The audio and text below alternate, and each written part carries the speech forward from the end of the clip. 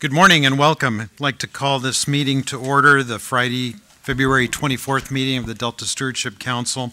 We'll begin with the roll call. Weinberg here. Otto here. Tatayan here. Fiorini here. Thompson here. We have a quorum. First item, picking up from yesterday's agenda, file item 16, consideration of draft Delta Plan amendment regarding priorities for investment in Delta Levees. Thank you. Good morning.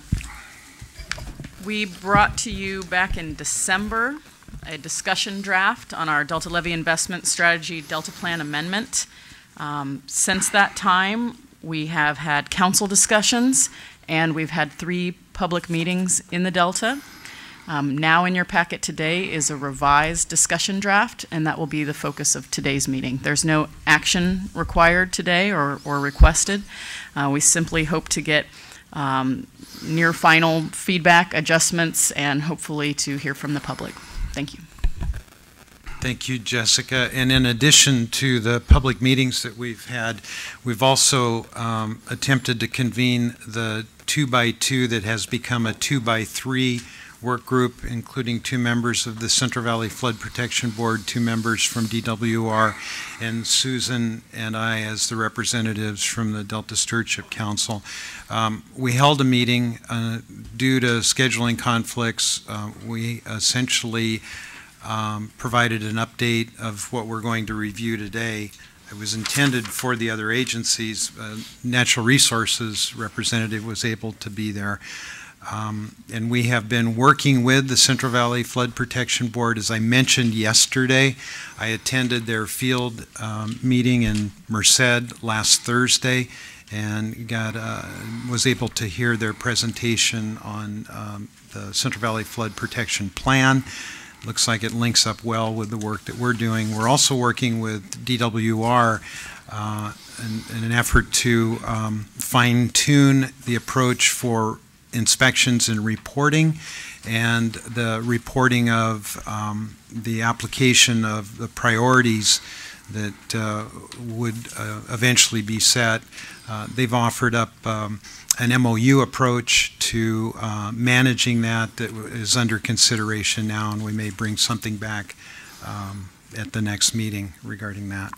So that brings everybody up to date on the activities that have taken place in the last month. Dan, you've included the additions to, or edits to the narrative, as well as updates in response to public comment and expert suggestions to the Delta Plan itself. So look forward to hearing your presentation on that. Thank you, Mr. Chairman. Yeah, we've discussed more than a few times now that the Reform Act requires the Delta Plan to attempt to reduce risk to lives, property, and state interest in the Delta by promoting emergency preparedness, appropriate land uses, and strategic investments in the Delta levee network.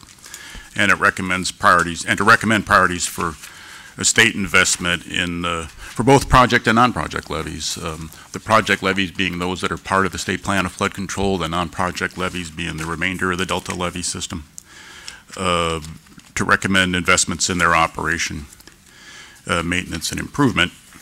And we've been at this process for a long time. It was fun to see former council member Nordoff yesterday, because some of us probably recall when he offered to pull out on a piece of scrap paper what the priorities for Delta levee investment would be. And instead, the council decided to embark on this approach of analyzing data and talking to the members of the public as a way to move that ahead. And lo, these many months, years later, here we are, we're finally presenting what we hope is a staff recommendation that meets with your approval. We can consider it today, as Jessica suggested, get public testimony and hear your own direction, and then we'd like to be able to bring it back to you in March. We did use your discussion draft that you approved for public workshops in the Delta in January, and Dustin will be talking about those in a minute.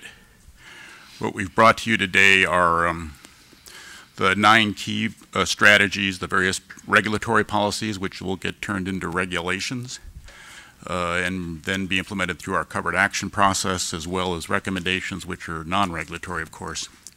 But our advice we're providing to other agencies about things we hope that we recommend that they should do, and with those we work with the agencies to prod them towards their implementation, and we track their progress in our annual reports with administrative performance measures and reports out on other progress.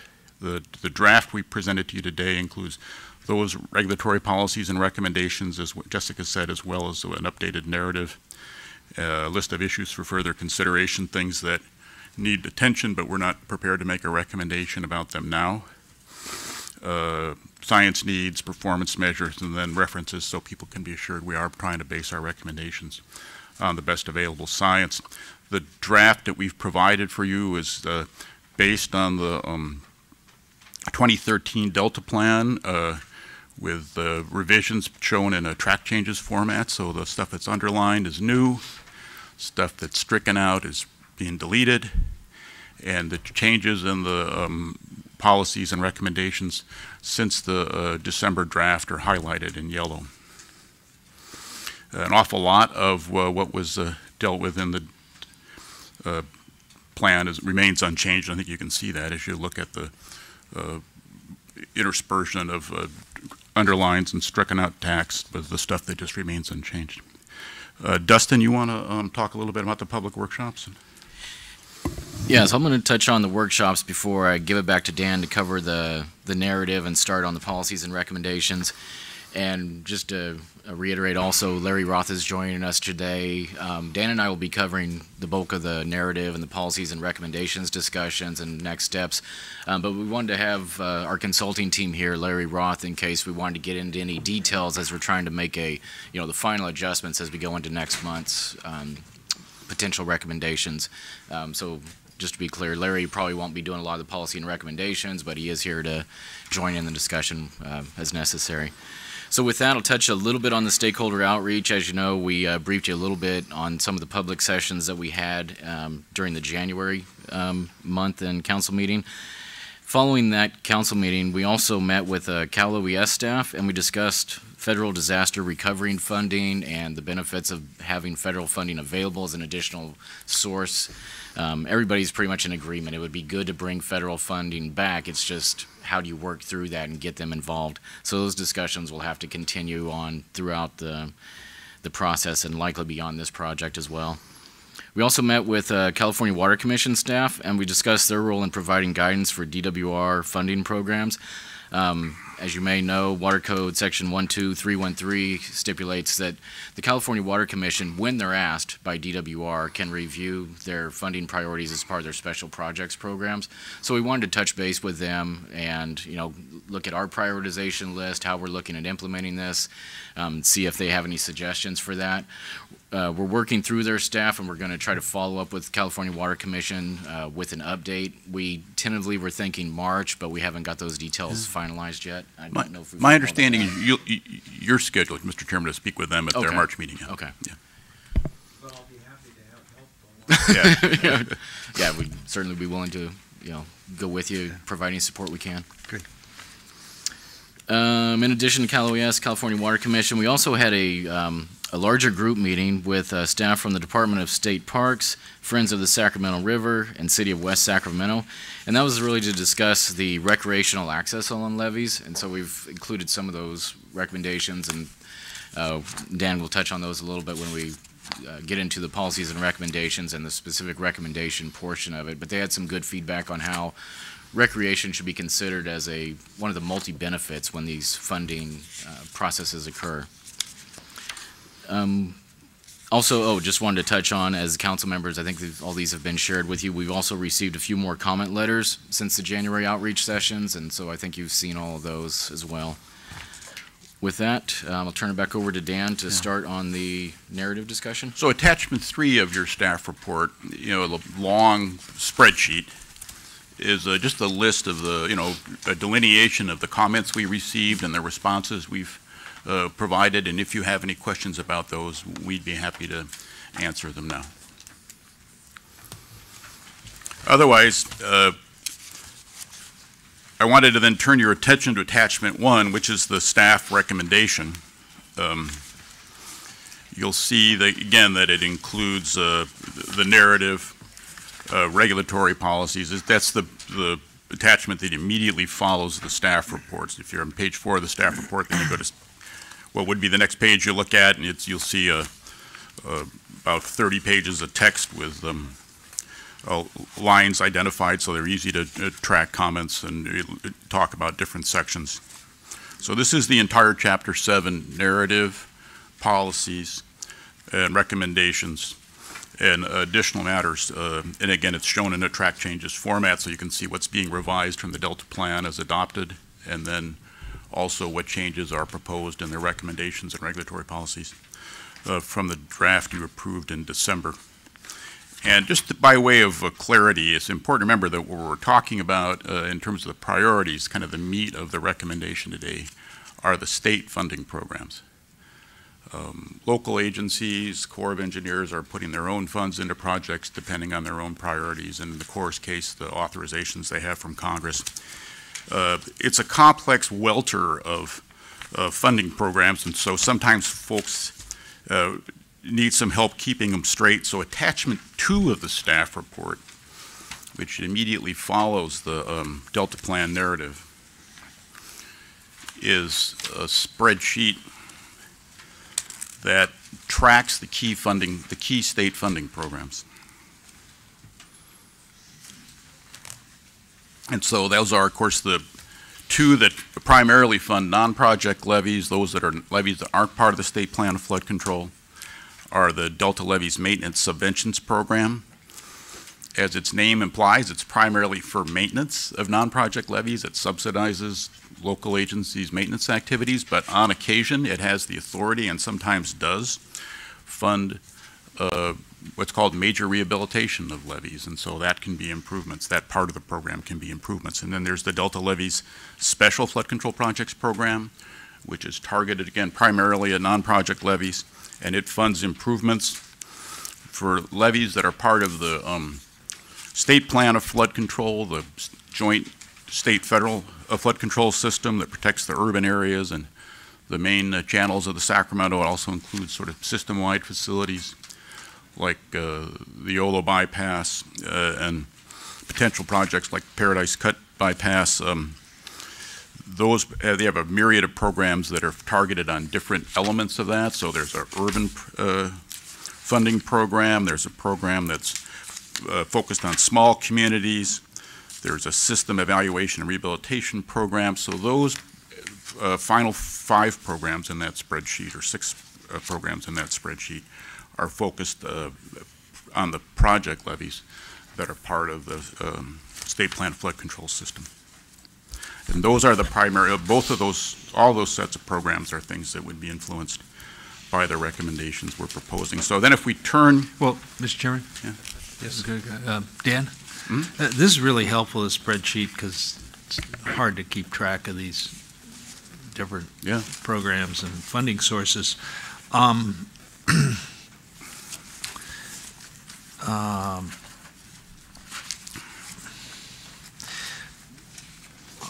How would we best keep track of how much money is available in those funding sources, or how much work is being done?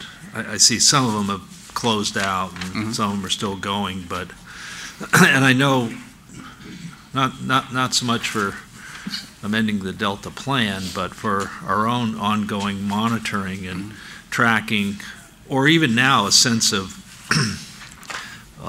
capacity to improve levies, knowing what's in the funds or what's already committed. Well, Dustin's got a handle on the current unencumbered capacity of the bond funds that are available today, currently appropriated funds for the special projects and subventions program. From the Prop 1E in '84, yeah. Yeah. And that was actually something we included in the December staff report, but the estimate based off of a Senate Appropriations Committee analysis said there was about $155 million left in the Prop 1E in '84. For the project levies, that's a more complex process. Our understanding is that the available bond funds are largely committed. They're not all encumbered and certainly not expended, because those are large projects that need to be carried out over time. But my understanding is there's little that's uncommitted in that regard. Of course, federal funds are still coming in, as Congress just in the last session, for example, authorized levee improvements that will protect the pocket, among other parts of Sacramento. Then there is $395 million unappropriated from Proposition 1. That can be used for a wide variety of activities that reduce the risk of failure of Delta levees. And that could be available for special projects or for subventions, or it could be available for other kinds of programs that reduce the risk of Delta levee failure. Yeah, I don't want to take the time here to, dive too deeply into this, but what I was trying to figure out is, for us, but even for the legislature that we're going to make recommendations to, right? If the legislature said, how much money have we expended over what period of time, and we have that, right, for Delta levies in different ways. What did we get for it, sort of in aggregate, and what are we doing now measured against what the need is, which is the work that's being done? Sort of where are we? So if you were sitting there trying to budget or think about it as a legislature and as an administration, are these the right pots of money? Which ones need more money? And because we talk about priorities, which is fine, but the priorities presume there's something to spend. Yeah. I think if you left aside the early implementation program, which the early work's been done, so you could take that row out of the spreadsheet, and then I think you would say everything needs more money. We need more money for subventions. We need more, because maintenance is an ongoing problem.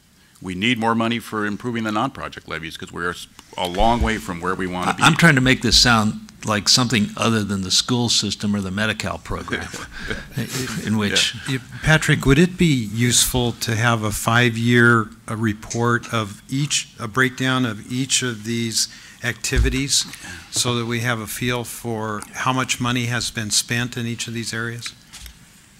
As you mentioned, look backwards to determine what's been spent. It seemed to me that there should be the ability to account for that, broken down by the different programs or different activities. And then with that information, and then with the remaining amount of Prop 1E and Prop 184 monies, we get a little better feel for how much has been done and what is likely could be done with the remaining funding. Yeah, and we know the total need in the Delta to bring the levies up to about the Bulletin 192.82 standard. We use the old core PL 8499 standard. We know that the total cost to bring those levies up to the standard that's in state law. Yeah, for the PL 8499, we've got it broken up in the very high categories and high categories, but I could sum these up. But also. The total cost, at least the Dreams estimate, was about $1 billion, right? The Dreams estimate was, 1.26 billion when that came out. Yeah. And so then if you look at within our own priority system, the high priorities, very high priorities would be what? Very high priorities, on average about 50 million. There's a range in there from the different estimates, the way we averaged it. And within the high category, roughly 190 million. So about 250 million for the non-project levy system, and then several billion for the urban levies, right? Yeah, the cost of urban levies, we approximated at about 1.3 billion. And then additional funds for the system-wide element of it. So we could identify those, and then you could identify if you chose a staging approach, that here's what we would need first, which we hope would be mostly that focused on very high stuff, and here's what we would need second, which we hope would be mostly focused on the high priority stuff. Susan and then Skip. So I like Patrick's suggestion that we get a handle on past expenditures and what they have gotten us. And I think what would be really nifty is if we had the information in a kind of a geospatial format. And Dan's grinning. Yeah. So that we see, for example, Prop 1E funds, according to the Bond Accountability webpage, have been expended in certain locations, awarded to certain districts, and it would really be something to be able to see on a map of California, the expenditure, the benefit, the type of repair, whether it was 1E or 84, whether it was a floodplain restoration or levee rehabilitation or maintenance, and that way we can get a feel geographically for improvements overall to the system. Yeah, and we can update the material we provided. Probably now it's a year ago that we'll had that information, and it's not as easy always to track the state plan of flood control investments, but we can see what we can gather there. And in terms of what have we gotten for it, I think there's two ways to look at it. One is the experience of the last months, where we've gone through a substantial series of storms, and while we've had, I would say frights in the Delta where people had to work hard, fight flood, do emergency repairs of levees. So far, so good. I mean, the island that flooded is one that's intended to flood. It's got a low set of levees, and deliberately, so it will overtop first. On the other hand, if we think in the 80s, the legislature identified the Bulletin 192-82 standard as the plan for the Delta. And now here it is, 40 years later, and at least the analysis that we've been able to pull together says only a handful of reclamation districts have got levees improved to that standard. And FEMA has said, well, you're making so little progress, we're not going to stand behind you. If you have to get into a disaster that you require post-disaster federal flood assistance. So what have we gotten? Well, we've gotten some things, but we haven't gotten what California hoped or expected when these programs were authorized, and that's because insufficient funds have been available for folks to get the job done.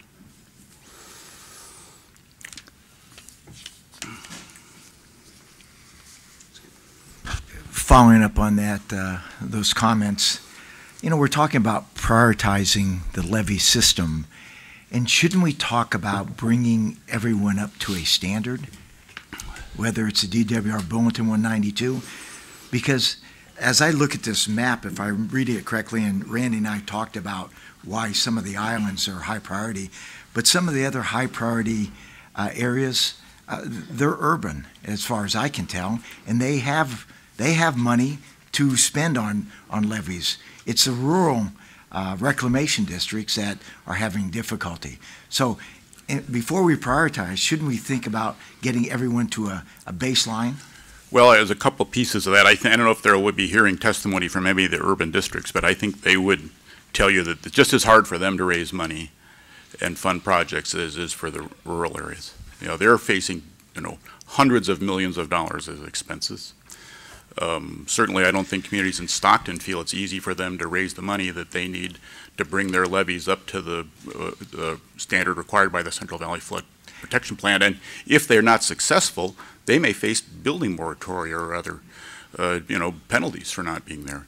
So I think we need money across the board. We're not trying to shift money in this recommendation from rural areas to urban areas. I mean, the legislature is the one who's deciding how much money should go in the urban programs, how much money should go in special project or subventions. The guidance we're providing would be, okay, within the allocations of each program, what should priorities be? And we don't have enough money to bring everybody up to the Bulletin 192-82 standard. It feels good to say it, and that's sort of been one of the issues that we've been stuck with since we had these discussions back when the Delta Plan was adopted. Let's bring everybody up to Bulletin 192-82. But we don't have the money to do that. And so we have to do something first, even if we had the money. Dan, we'd want to start somewhere. Budgeting is about setting priorities. I would argue that we probably do have the money. We're just not allocating it with the Delta and the levee system as a priority. That's my take. And I think we as a council need to remind the state that, you know, it costs a lot of money to improve all these levees. But what's the cost of not improving them and having the disasters that we probably sidestep this winter? But there will be other wet winters, and the cost of repairing broken levees and the economic costs is tremendous. So I'm just saying that we may not have all the money to provide for levee improvement, but we probably have more money than we know we do, and it should be a priority for the state. And we can talk a little bit more about the objective of getting everybody to the 192.82 standards when we get to the performance measures, because that's sort of where we deal with that in the recommendations when we set targets.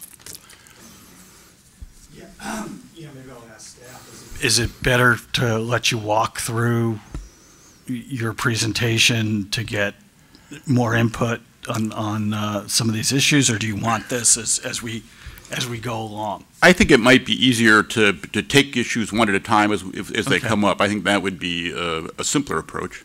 So, my question on this, and I agree with my colleagues, I mean, we're starting to hone in on what the real issue is here, because this chart was great because it kind of, pulled it together for me, and I have to recognize staff and the consulting team for all the work you've done on this. And I came in, it was like my head was spinning, and you've kind of made this make sense, and I understand why you're doing what you're doing. But I mean, the instability of the funding sources versus the need, I mean, you go through this is all statewide bond money, and at some point it's going to run out unless you get another statewide bond measure approved. But I think it goes to Supervisor Thompson's comments is what's unique about this is you've got a state interest, a local interest, a federal interest, and then you've got the contractors. And, it's almost like who's going to blink first to solve this problem. But if we don't get at it, we know, everybody's got to be pointing fingers at everybody else. So, clearly the issue of some kind of stable funding mechanism is important, and I don't know how that works into our recommendation to the legislature. And I think, the report the Delta Protection Commission has done, and beneficiaries pay, and do we want to spend some time talking about this? Because it's great to prioritize, but when you have such a, overwhelming need and no money, I mean, that quickly becomes the issue. So I don't know if there needs to be some further discussion in our chapter, or we recommend,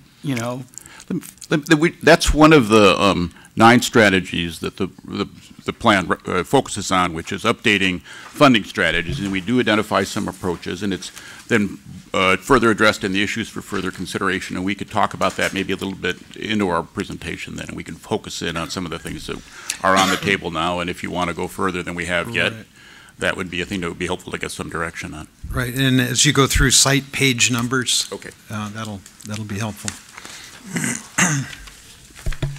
So, the narrative that we've revised, comprises the first 42 pages of the materials we've provided, and I wasn't going to go through it page by page. I thought maybe easiest if there's questions about it, that we could respond to those. What we've tried to do is minimize the changes in the narrative from the currently adopted plan, focus on backing out outdated facts and analysis and replacing them with the new information that explains how we got to the policies and the recommendations. And this is sort of, what this does, if we think about the way in which the Delta Plan takes an adaptive management approach, this is where we identify, well, here's our understanding of how the system works. Here's the science that supports the analysis and the recommendations that we're putting forward. And here are things that we've thought about as we've tried to develop the approach we're taking. So I don't know if there are questions about that, but I'm happy to pause and just see if there's issues that the council wanted to ask us about in those sections of the plan. In the narrative? Yeah. Page 23. references to floodplains and channels. Later on, we call out as a recommendation improving the lower San Joaquin River floodplain at Paradise Cut. I just wondered if that wasn't such an important issue that it would warrant being mentioned in floodplains and channels. It's not a request, it's a question.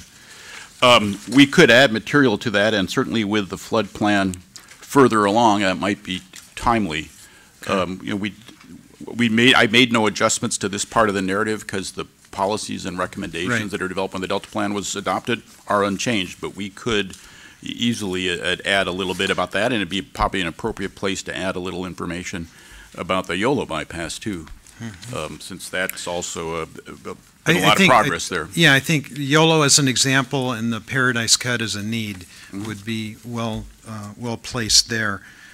It's referenced later in regards to the Central Valley Flood Protection Plan, and it's also represented in our in one of the recommendations. So we're covering it there, but I just thought in the narrative it might be well to include.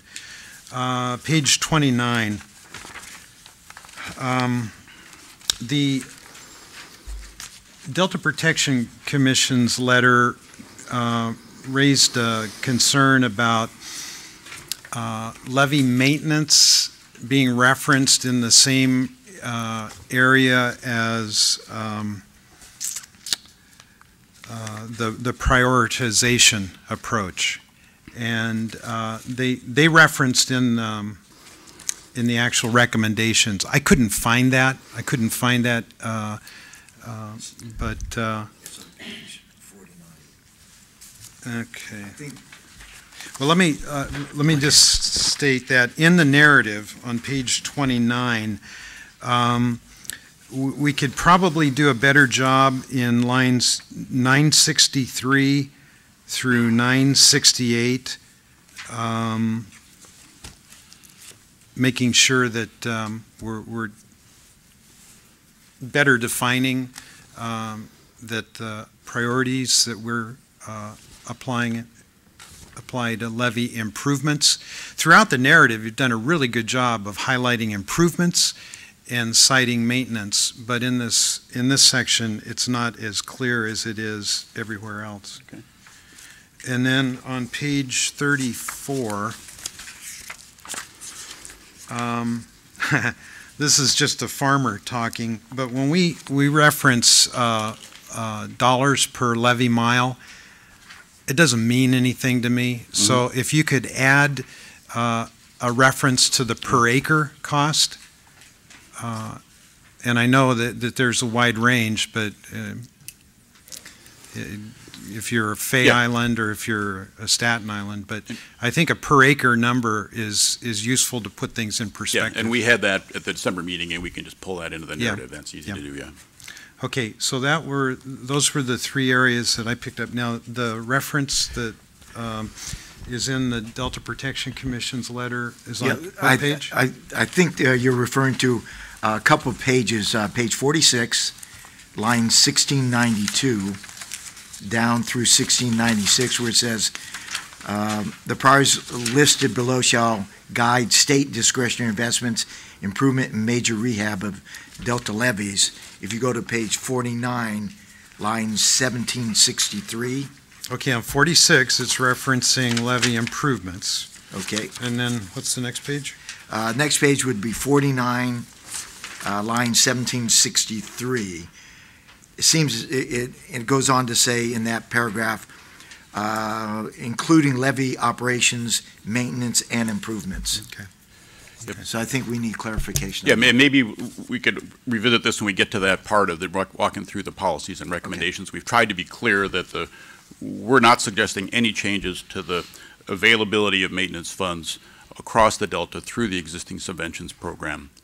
But we can revisit that when we get to that part of the recommendations. Anyone else have anything in the narrative portion? Susan? Related to the narrative on page 3 of attachment 1, line 115, I'd like to add,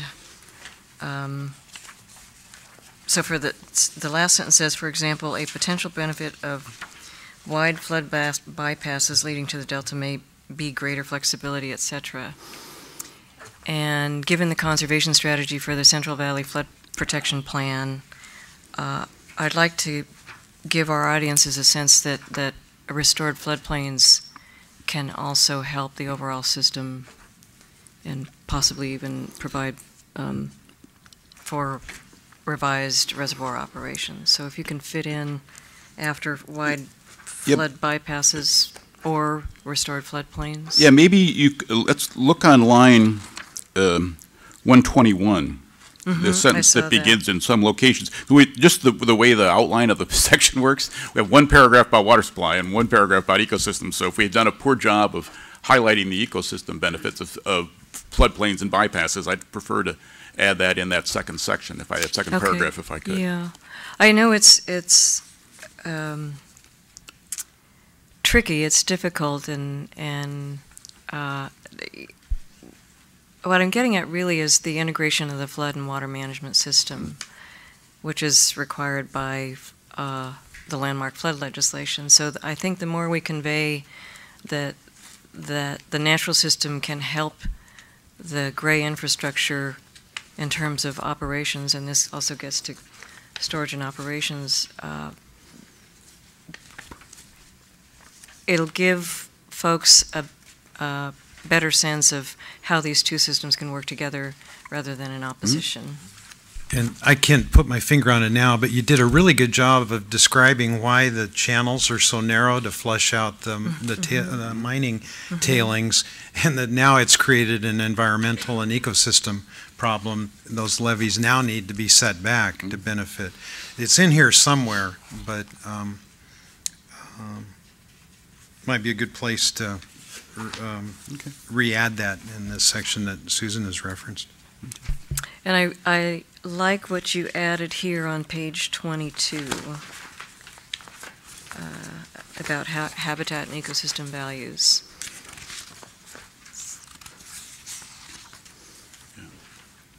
Yeah, and we have left almost all the habitat work to be done in the ecosystem amendment that we anticipate you can get to next year, so we could take a more integrated approach to thinking about ecosystem restoration rather than trying to jam it into this chapter maybe prematurely. Yeah, okay. Thank you, Dan. And it's nice to see the 2016 reference to the report in that section too. The Davenport, Austin, Drea, Wang, and Livesey report. Nice touch. We did a lot of work on that. Yep. Yes. I don't know where it fits, or you can defer it later. But one of the things that was raised at one of the public meetings that Randy and I were at in Walnut Grove, that you were too, was the question, and I think Clyde McDonald raised it in one of the groups, who's on the Central Valley Flood Control Board. What if multiple islands fail? And then the question raised by Jerry Merrill on that is there an assessment as to whether it's an individual island or several, all should be reclaimed? His point being, is there more value in whatever habitat might be created than there is in the cost of restoring the island? In other words, rather than the presumption that all islands need to be restored, is there a decision point where consideration is given to the habitat value of not restoring it? Yeah, that's a place we have not gone with this recommendation. We'd make no recommendations about post-disaster response, other than we want the federal government to be there and help us sort it through it. We have identified those areas that are highest priority for ecosystem restoration where the elevations are appropriate to get us the most, help us get probably the most beneficial outcomes in the ecosystem chapter and the provisions of that chapter, including the requirement that covered actions not interfere with restoration opportunities in the long run. Those will apply to levee investments. The deeply subsided islands where failure probabilities are significant and where, according to studies by UC Davis, there's a dozen to 2 dozen islands in the central and western delta where, should the levees fail, landowners are unlikely on their own to invest in recovering those islands. Costs would be higher than the benefits.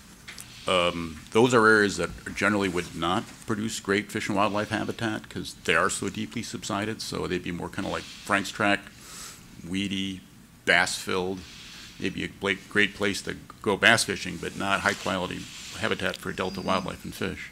So if you took Liberty Island, which is flooded and has habitat value, Yeah, right? yeah. If it were an island today, would it be an island that was viewed as worthy of habitat improvement? And consequently, you could foresee that if it flooded, you might evaluate whether restoration or development for habitat was a better course of action. Yeah, and I think, I wasn't here after the 97 flood, but I was on the Mississippi after the 93 flood and the 95 flood and the 97 flood.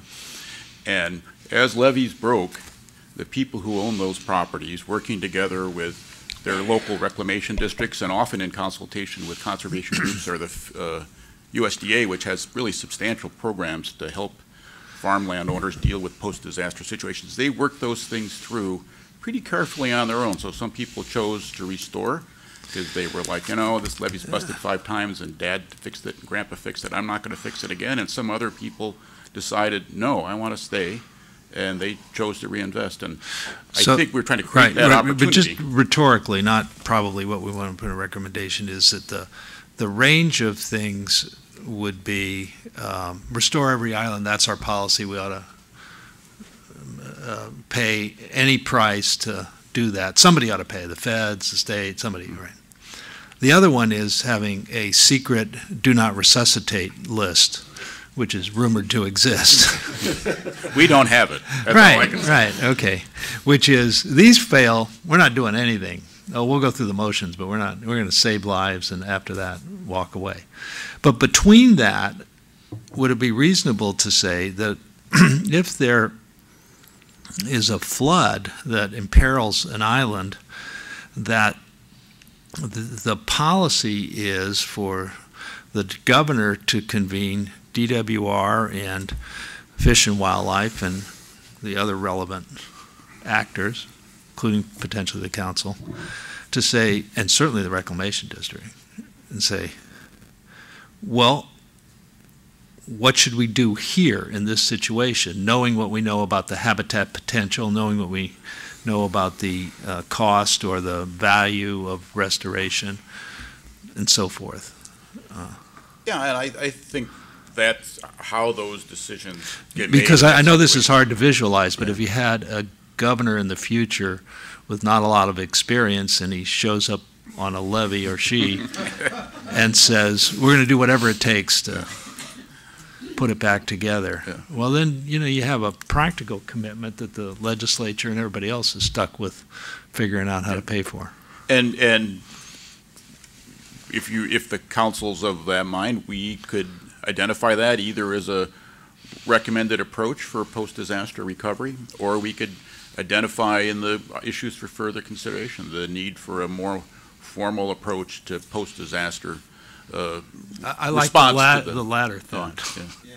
Something items for future list. consideration. Yeah. Yeah. We utilize that in the development of the Delta Plan. You and I recall that was. And it's it's instructive to look at what the Nature Conservancy's approach is now with McCormick Williamson, because I've been in touch with them over the last couple of days. That island has got one of the lowest levees around it, in the eastern delta because it was the last one reclaimed, and so they, I think under court order back in the 30s said, oh, you can't build a levee higher than this because we don't want you backing water up on us. So it always overtops first, and it did that again in this year's high water. And so knowing that the way it had failed in the past was that as it fills up with water, then the downstream levee breaks and sends that water loose in a giant burst that then causes further problems downstream. The Nature Conservancy went out and deliberately breached that levee so that floodwaters could move through it, and now it's interacting with the floodplain.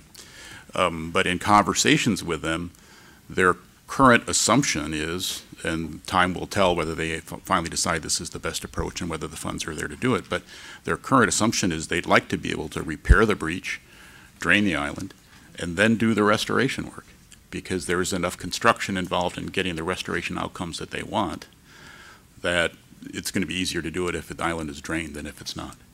And so time will have to tell how that plant works out, but I mean, I think we need to see how it does develop, rather than, you know, ahead of time have a system where somebody says, well, these are the ones we won't do some kind of recovery. You know, it's, I would say we don't just want to turn these guys these islands over to the pirates if they should flood. We need to have some program. Even Dutch Frank's Tract, we've been flooded all these many years. Bet of it was bought out by state parks, and they have part of the state park, and they send rangers over there on occasion, and there's some management approach. So Dan, related to all of this is the National Heritage Institute's recommendation for a priority 3 that would prohibit investments in levees that protect islands which provide greater public benefit if they were allowed to be permanently flooded to provide aquatic habitat. What have you done with that suggestion? Well, we frankly don't think it's a good idea. We have in the Delta Plan, we identify those areas of the highest priority for restoration.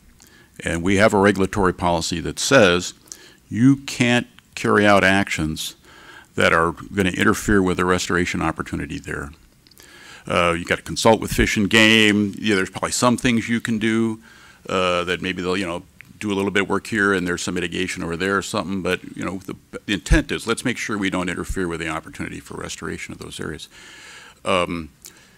I think we don't want to prohibit investment in those areas. We want to see that sometimes investment would be appropriate. Think about the McCormick-Williamson is a good example.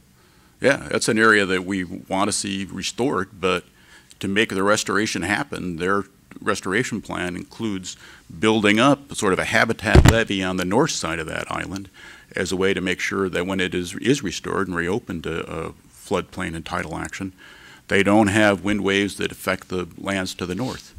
And we can see other places where it's, you know, yeah, Liberty Island turned out to be a pretty good habitat when it was breached, but it could have turned out to be just kind of a weedy mess too, and you might need to go back in and do some adjustments. So I think we don't think it's a good idea to say there should be no investments in these areas because ultimately they're planned for restoration. That needs to be a more deliberate approach. Okay, I just wanted to make sure it was an item of discussion at the table. Ken? Thank you, Mr. Chair. I just realized that Dan came from the Army Corps of Engineers. No. No? Okay, the Mississippi River and yeah, there's a long link to the Army okay. Corps, but I've just walked through the offices. I've never been employed. Okay. A lot of us have done that. You know, I just want to kind of go back to this discussion on post-emergency repairs, and I think what Senator Johnston's bringing up is Page. Well, not to this. I have specific language, but I think in responding to that, I think it's raising the issue, and I don't want to take us sideways, but it's raising the issue of what, you know, we've identified the priorities, so is it incumbent on us to look here on how we can advance the co-equal goals? And I think this, you know, the example of post-disaster actions is one of those things to kind of bring this into the discussion so that it's not wholly outside what we do. I mean, I think that's something I've struggled with is, well, gee, if we're prioritizing life and property, how are we getting funding to what is simply just environmental restoration? Although the funding sources have sort of kind of cleared that up, that it's not all fungible. But I think as you respond to that, and maybe some of the other comments today, I think that's maybe a message is that maybe there are some opportunities without violating the priorities for us to just try and set policy. By kind of to address that now, and then we can talk about it a little more later, is the basic approach we've used to prioritization. And I think we described this in the plan, in the narrative, is to identify islands where there are risks to lives and property and water supplies and ecosystem values. And the ecosystem values we've addressed in two different ways. One is by identifying those areas where you've got terrestrial, essentially, or aquatic, but they're freshwater habitats that depend on the levee system. And so, on the more deeply subsided islands that have got extensive areas of wetland, and a good example would be Sherman Island, which has got, hundreds of acres of freshwater marsh on it now. Or in Twitchell has freshwater marshes as well as the within Sassoon Marsh, the Grizzly Island area. Those all areas, if those levees were to fail, those freshwater marshes would be lost. And so that's one of the reasons that contributed to the very high priority ranking, to make sure those levees are invested in. Similarly, one of the reasons that we've raised Tyler Island into the high priority category after we had discussions at the meeting in Walnut Grove was because in reviewing the information, we had a clearer understanding of how important that island is as a feeding area for cranes. And so that's another reason that we have prioritized things with those ecosystem goals in mind.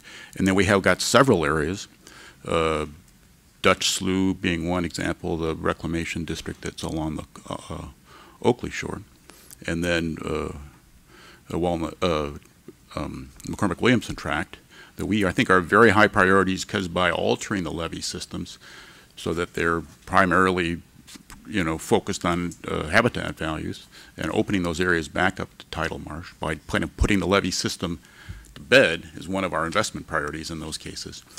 We are promoting tidal restoration. And then the third way we do it is through the focus on system-wide improvements like the Yolo bypass or Paradise Cut, where you get both ecosystem and flood values. And then finally, internally, within both the special projects and the subventions programs, there are elements overseen by the Department of Fish and Wildlife to ensure that impacts to fish and wildlife are fully mitigated and the projects result in a net benefit to aquatic habitats. And so I think there are a number of ways in which those ecosystem priorities are embedded in what's proposed, and we could talk about those at specific cases when we get further down the line if you want. Okay. Yeah, I do have a specific page 32, lines 1100 through 1103. I understand the need for flexibility, but we're also putting these in regulations, and this is, I don't know, is this how it would read in the regulation, that the state the DWR could come up with, they could expend state funds on these, sort of, what do we call them? The other priorities, and explain their reasoning. They have to consider some of these things, but is that a little too open? Does there need to be more criteria? Who's making the decision? Is it DWR, and it's a memo to themselves? And okay. Well, if we can hold that, when we get to that part of the recommendations and regulations, we can dig back into that then. Okay.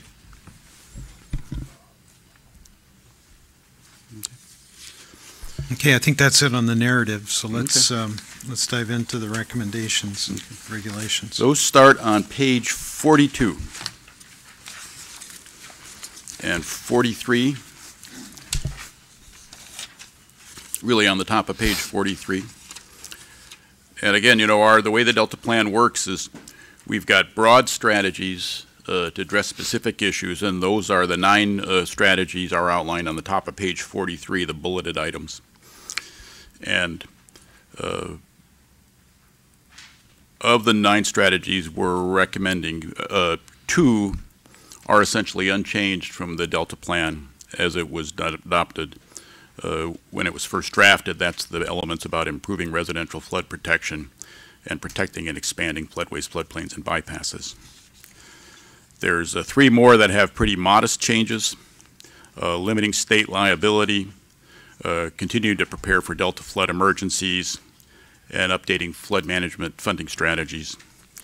And then there's the other 4 that have the most substantial changes are modernizing Delta Levee Information Management, which I think is entirely new, updating the priorities for Delta Levee investment, and then renewing assurances of federal assistance for post-disaster response is also entirely new. And so I think with that, I'll turn over on page 44. We're not suggesting any changes. That's what we would do unless people have questions about the December draft. I thought we would just highlight the changes that we've made since we discussed this recommendations with you in December. And there's no recommended change from the December draft related to the emergency preparedness actions. Dustin, do you want to talk about the levee information management? Yeah, I'll pick up on page 44, the first highlighted section there at the bottom, modernizing levee information management. Question. Oh. Excuse me, Dustin, sorry for interrupting. If we could go back to the materials, the stockpiling. Mm-hmm. What has been suggested to me through my staff is that, let me just read what the staff has suggested we consider. DWR presently operates its emergency stockpiles, Stockton and Rio Vista, as a lender. It would serve flood fight efforts in the Delta and be supportive of unique Delta values if the DWR stockpiles were operated as a store, open to customers. If materials used, the customers are billed for those items. This may be seen as a fine distinction, but operating as a lender is problematic for Delta Reclamation District as it files up disaster assistance claims when the material needs to be replaced at a later date, as opposed to being billed for materials used. Yeah. I'm always sort of reluctant to get down to that level of detail, suggesting how the Department of Water Resources should essentially do its accounting. But if that was a recommendation the council wanted to make, I think that's something that warrants consideration. I just felt my own self when I looked at that, I thought that's a little more detailed than recommendation than we typically make in the Delta Plan. But if that's the council's choice, we could certainly do so. I can just touch on it a little bit, just from a brief conversation. I don't have, unfortunately, all the detailed nuances of it, but I believe this issue was also raised by one of the Reclamation District engineers in one of the Delta Levees Habitat Advisory Committee meetings. It's a discussion, and that was one of the rare meetings that I was able to attend, so I don't know have all the background, but they had been bringing that issue up, I think, with DWR's Flood Operations Branch. It seemed like about a year, and there was a representative there from the Flood Operations Branch that said they had considered that in the past, but there was no explanation of why action had not been taken on it yet. So, I mean, before we make a recommendation like that, I would suggest that we follow up with the Flood Operations Branch that operates some of those stockpiles if Dan feels that's appropriate, or if council feels that's appropriate. I'd encourage staff to follow up with, and at least bring back an explanation of why it is one way or another. Sure. Thank you. Yeah, I don't know the issue, but DWR may be constrained by some bulletin out of the Department of Finance. It shouldn't keep us from making a recommendation if it makes sense. So staff will get more information and report back to us next month. The only caveat I have is hard to get the flood operations staff right now because they're activated, but I will do my best, yes. Sure. Yeah, understood. And that's certainly a kind of advice that we're seeking today too, because even if we can certainly bring back alternatives for the council to consider, and it may warrant adjustment in our recommendation. So you want to... And this is not an issue that would be impacted by our CEQA process, so there's months to consider this. These details, if we wanted to include it later. Yeah. Do you want to talk about the information management approaches then? Yeah, so this goes to some of the discussions we've had previously, and just as a kind of a broad overview, this deals with some of the inspection information and gathering and making that information useful. It is useful, and how do we make that more readily available? So we've added a little bit of clarification to the problem statement, basically iterating why the information gathering, what purpose that would serve, and how it would be useful. We've also added a little bit more specificity why the Central Valley Flood Protection Board, why we would request that they would update their guidelines and provide that. And a clarification maybe seems subtle, but we added in electronically in here. And the reason for that is just, modern technology, easier to get a hold of electronic formats versus trying to find files once they get into a box and, somebody's shelf. By specifying, keeping that information electronically, I think that kind of goes to Councilmember Tatayan's recommendation also for, georeferenced information. It's easy to get to, and it's a nice format where different information sources can be housed. So if that information was available in that format, we'd more readily lend it to that. And I want to touch on, maybe tying back to Councilmember Weinberg's discussion yesterday, I just caught a little bit of what you were saying regarding Tyler Island and inspection information. So I looked as quickly as I could yesterday in the annual inspection report that the Department of Water Resources put out. And Tyler Island, it's kind of unique. A little over half the levee length there is project levee, and the other less than half would be non-project levee. I believe the recent response effort was on the non-project side, and I think it was probably due to a sloughing effort. But long story short, there is information that had been gathered, and the Department of Water Resources, they do visual inspections on that, and they qualified some of the project side of the levees. And one of the issues that they said, there were erosion issues, and Tyler Island, for the portions that DWR actually looked at recently, had an unacceptable rating. And I think you were getting at, is that information that can inform, some of the decision making? Most of the DWR inspections, they're visual, so they can see erosion. That particular issue, since it was kind of a sloughing and possibly due to seepage, I'm not extensively familiar with it, likely wouldn't have been caught by a visual inspection, but there is information to be gathered, the erosion sites, rodent holes, and things like that. The DWR does on the project side, they do seem to gather good information. It's an extensive report. The thing was like 900 pages when I pulled it up. And I think what we've been trying to get at is similar information and that useful information on the non-project side also. And that's really, the crux of this recommendation. So I just wanted to try to tie that back with the suggestion you made. Yeah, it was really just sort of using this year, these events as kind of, data to inform our decision or to reinforce what we're recommending. Either way, whether they did it and they, it wasn't as bad, or they took action sooner than they would have if they hadn't. No, thank you for doing that. Yeah, yeah, we can see on the project levees where they have this kind of type of inspection information and electronic reporting, georeference, that they've got a very good understanding of the status of the levee system. In the Delta Levee system project, the various RD engineers have got a good understanding of their system, but for us to see the big picture or others, you've got to get into a lot of paper files. And they've expressed their frustrations themselves that, of course, their paper gets placed in a file in DWR and they have the same trouble pulling it all together. Okay. With that. And then the other element of this is then we would continue to maintain the tool as an investment decision support system. And so we've spent a lot of money developing that. And we would use the information from inspection reports and other updates that we got as the census was done, or there were new surveys of agricultural uses, or counties reassessed the property. That all that information would be used over time to keep the tool up to date. So it would be available to the council for amendments, or it would be available for others to draw on the information. Who GIS maps the project levees? Where does that system reside? I believe it's in the Flood Project Integrity Inspections Branch or something. In the Department of Water Resources. Yeah, it's in the Department of Water Resources. Yeah, sorry. So there is a system that could be built upon. Yeah. Yes.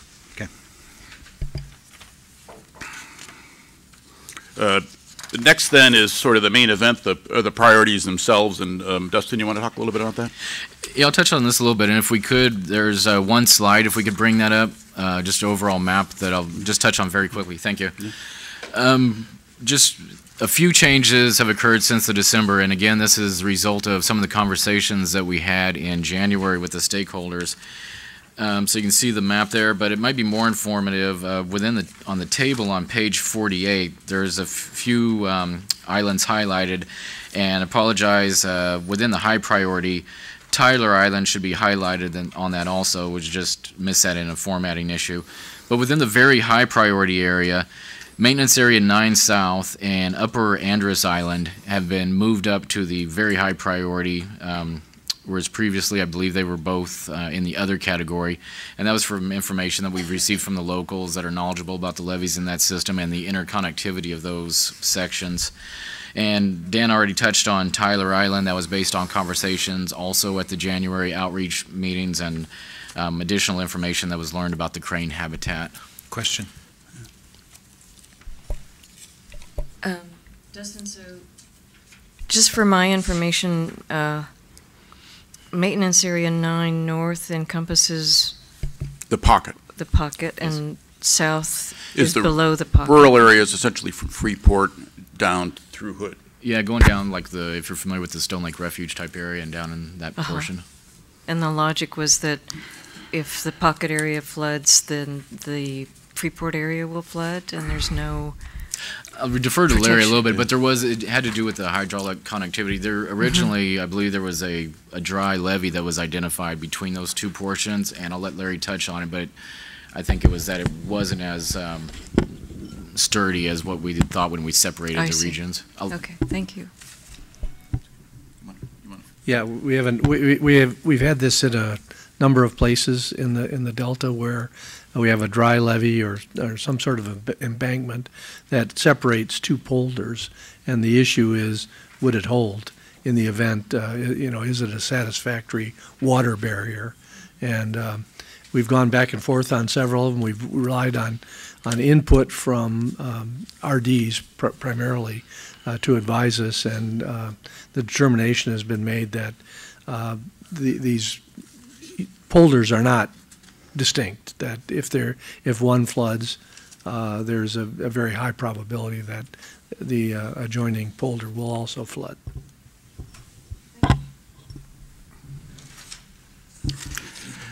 And we've talked about why we're recommending priorities, because we don't have enough money to do everything. We can't do it all at once. Of course, the legislature told us to. And so this is the approach we're taking, to say, well, these are the ones that are the most important, and we ought to do them first with the money that's available, and then these ought to happen after we've funded the ones that are the highest priority. And that could be worked out a variety of different ways. It doesn't mean that these got to get done in 2020 and these ought to get done in 2025. I could imagine the Department of Water Resources could do solicitations that would bring in groupings of levees and say, oh, there's first, not every reclamation district, no matter what we say about it being a priority, is going to say, hey, we're ready to invest themselves, and they've got to bring matching funds to the table and be ready. But then within, in a mixed lot of projects, there may be some that are in the very high priority category, but where, the department determines it's not cost effective, or they've got questions about the design, or there are other issues that would make it difficult to permit, so they might pass that over and say, okay, now we'll start sorting through the high priority stack, or even some in the other priority stack. And then some things might be just an urban levy solicitation. That would be separate from the ones for special projects or the maintenance program. One of the things that we want to make clear, and we've tried to emphasize this repeatedly, is that the prioritization, and we say this in line 1692 and 1693 on page 46, is the prioritization doesn't apply to maintenance funds. Funding for maintenance shall continue to be available throughout the Delta where it's authorized, and We just want to emphasize that. We're not trying to set priorities for maintenance, and that was one of the concerns that the Delta Protection Commission had. I want to make sure that's clear. I just wanted to remind Dan to get to Ken's question at some point, but I don't want to rush you there on page 49 when we talk about, I guess it's on page 48 where we talk about discretion left to the department. Yeah. Well, there has been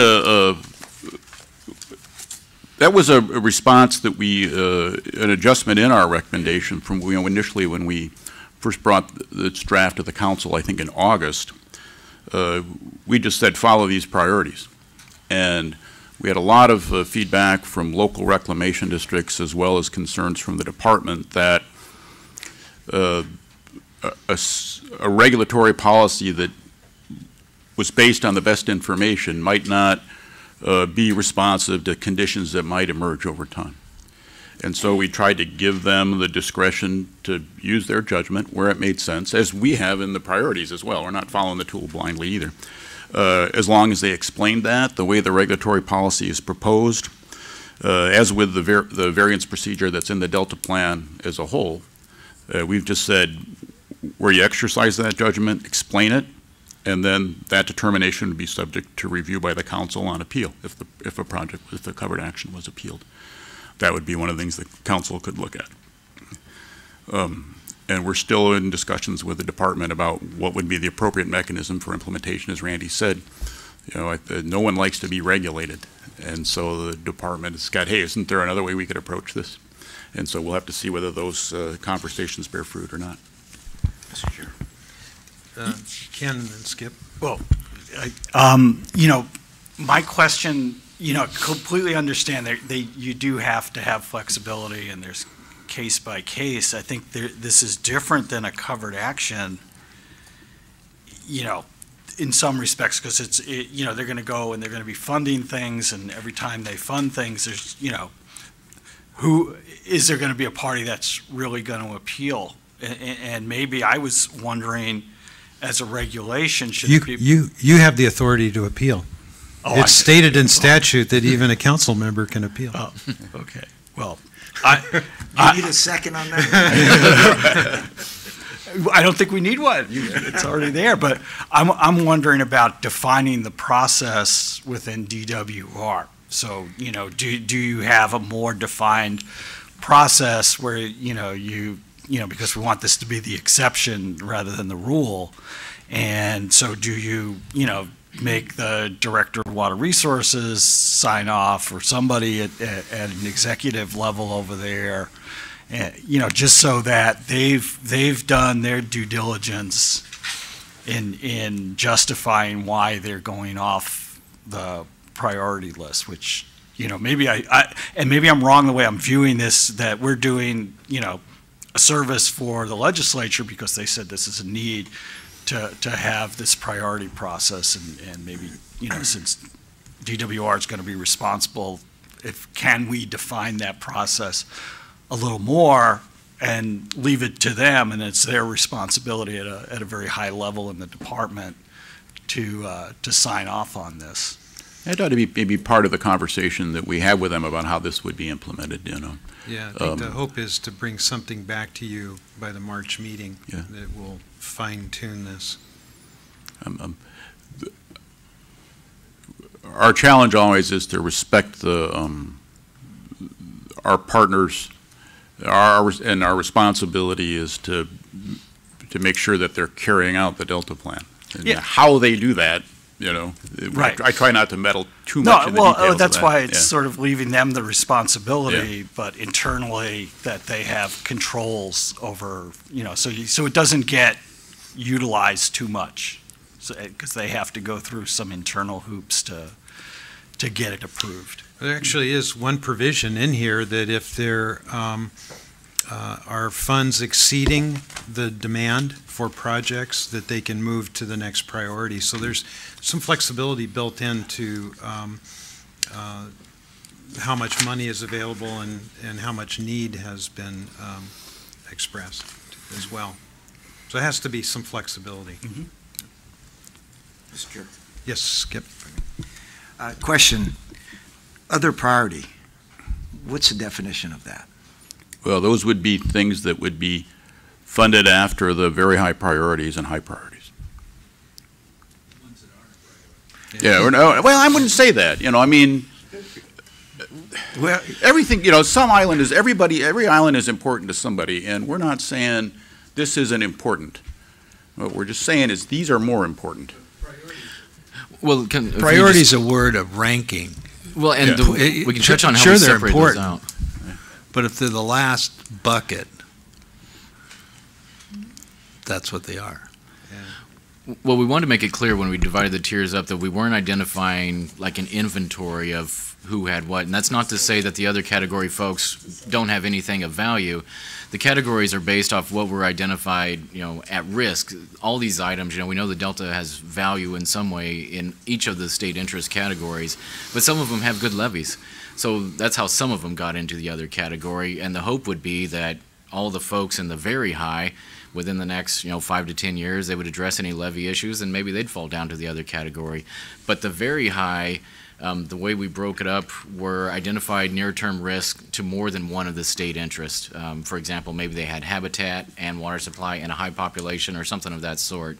And then the high category was a risk to one of the 4 identified state interests, or items that could be, moved at discretion for, habitat value or, highway, for example. So we just want to make it clear that other is not saying there's no value on those islands. It could just be that they have a well-developed levee system. And hopefully that gets to your... And you could have ranked them as very high risk, and low risk, but that sort of sets off alarms everywhere. Yeah. Right. So I think the appropriate wording was priority, priority, priority. Well, let me just say, I still disagree with this policy, because I think setting priorities before, in all fairness to those smaller levee districts, reclamation districts, that they need some help to get to the standard. And my understanding, despite what you say, Dan, my staff tells me that the Bulletin 192 is within reach, looking at Prop 1E and Prop 1 Delta Levees money. We've heard that, but when we run the numbers, it doesn't say that. Even the DPC's own study said it would cost... The ESP? Yeah. Said that, to get to the standard that is advocated in the ESP, that it would take, if we take the $1 billion that the DREAM study said was needed to get to the Bulletin 192-82 standard, and then to get to the additional improvements, the wider, fatter levees on the lowland islands that the ESP recommended, they said that would be an additional $1 to $2 billion. And then they thought if you added in the environmental costs, and there was a mitigation and restoration, you might be up to $4 billion. So the funds, we hear that, and I recall when Chairman Fiorini actually asked a couple of the Delta RD engineers to present the calculations behind those sorts of assertions, and we've never seen the details that would suggest that. And when we do the numbers using the improvement cost per mile that we've gotten from Delta reclamation districts, it gets us to the cost that Dustin summarized earlier, which is well in excess of the funds that are currently available for Delta levies through both the currently available bond money as well as the funds that might become available from the Proposition 1 Delta levy. Okay, fair enough. Maybe it's incumbent upon me to do some research, and maybe you're absolutely right, but I'm not willing to concede to that. Okay. Yeah. So we'll talk more about this. Good. Yeah. No, we hear that, but we haven't seen the numbers. Okay. Thank you. But as a practical matter, I think the most recent number I heard related to the ag levy needs was from Tom Zuckerman, and it was $600 million. So let's just use that as a price tag. And let's say that you have $60 million a year to address that. That's 10 years. Do you want to spread that around and wait 10 years to bring everything up to a standard? Or do you want to focus on the ones that pose the greatest risk and work through that down to those that have the lowest risk over that 10-year period? That's the question before us. And when everybody says, well, we need to bring everything up to a standard, we don't have $600 million to do $600 million worth of work in 1 year. It's going to have to happen over time. And so the question is, do you bring everything up a little bit over time, or do you focus on those that pose the greatest risk? I mean, that's the decision for us to make. But that's the practical aspect of what we're dealing with, and staff has brought back to us that based on a risk analysis, there are some islands that if they were to fail, pose a much higher price tag in terms of potential damage than others, and that's where the prioritization comes from. And you know, we've been working through this for 3 years. I know it's tough to parachute in to this and try and grasp everything that's been developed over 3 years, but that's what we're wrestling with. Okay, well, maybe my parachute's a hard land. So Skip, probably on what Randy said, it is a fundamental difference in Delta and the judgment that we've made about what the legislature intended in the law. And so setting priorities is different than having a program that raises all boats a little bit or all levies to a minimum standard. So it is fundamental, and it shows up in every public meeting in the Delta, and it shows up from Don Natoli to you on all representation from the Delta Protection Commission. And I think what the staff has done, besides producing an enormous amount of timely and useful information about the conditions of the levees and the risk factors and what the state interests are in specific, is put them in tranches that, with this language, allows DWR considerable latitude within each category or each bucket, and also allows them to explain why they need to deviate from that. And that's, I think, the middle ground between a rigid priority list and no list at all, or a spread the money evenly approach. So they're cognizant of that, and they've tried to respond to that, and it feels like that's where we're headed.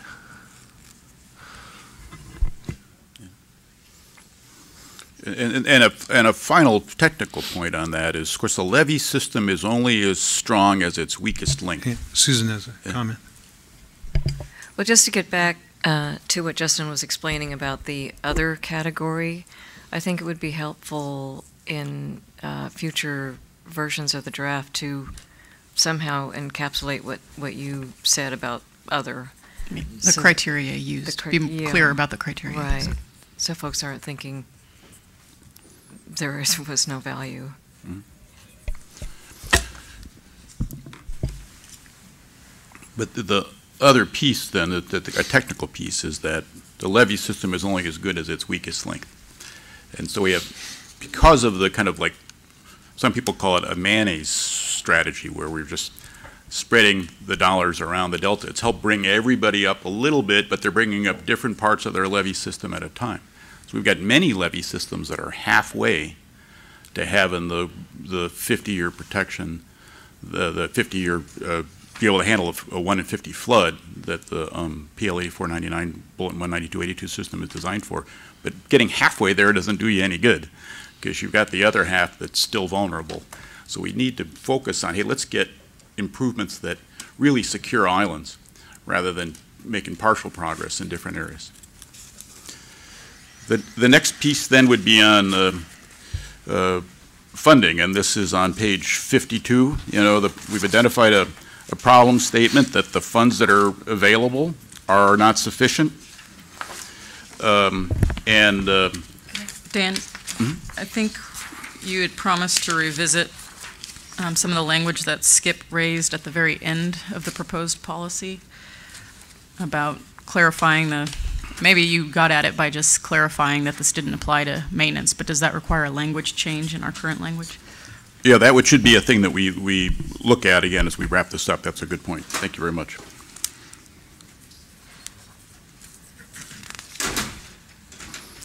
So Dan, before we get to page 52, may I ask you a question on page 51?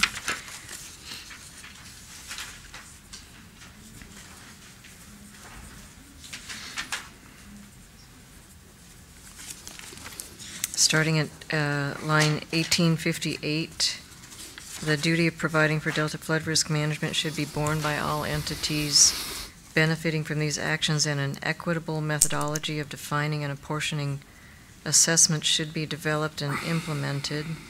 Do we want to offer a suggestion of by when that might be doable?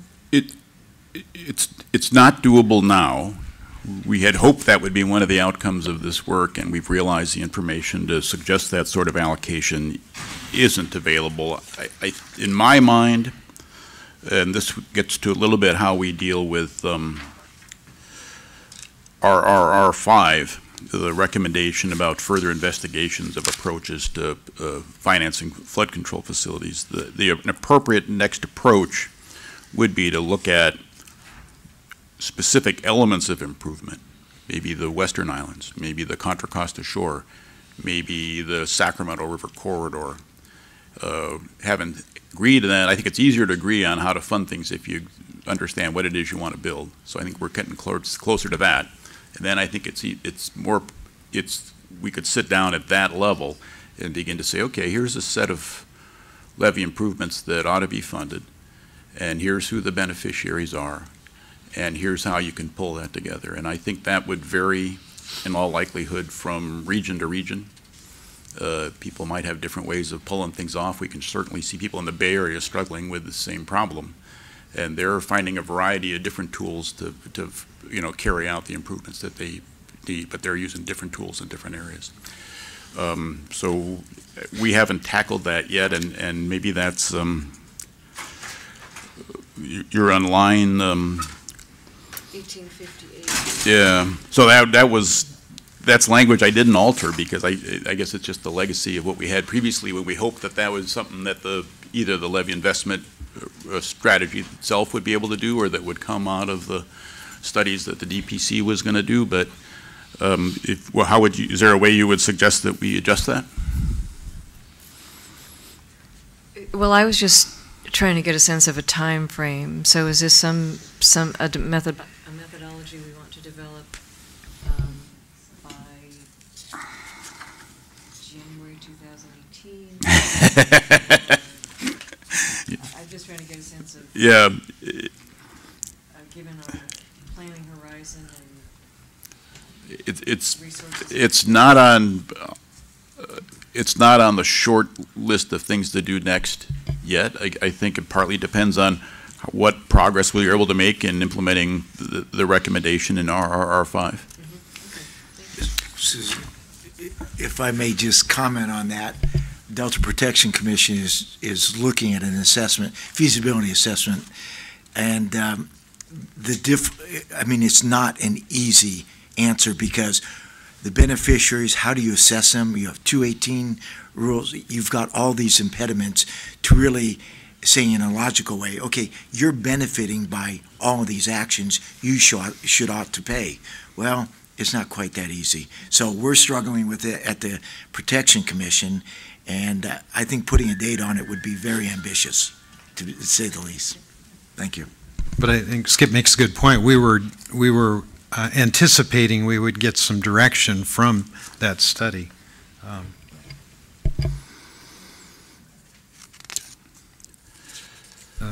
Microphone wasn't on, but Skip said we're a long ways away from that. Yeah.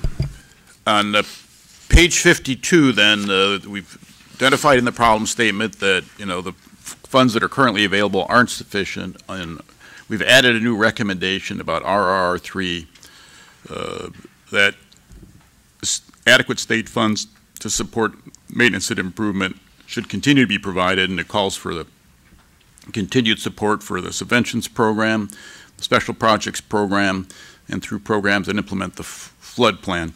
This is in response to the repeated urging of others that we weren't being clear enough that these programs are important and they deserve more money. We haven't recommended amounts in this. You know, we can identify needs in the narrative, and maybe we can do that a little more clearly, but we've tried not to suggest here's what should be done annually. I mean, obviously the legislature has got a challenge in allocating funds every year, and I don't think we're going to add much to that by saying here's a specific amount that would be helpful.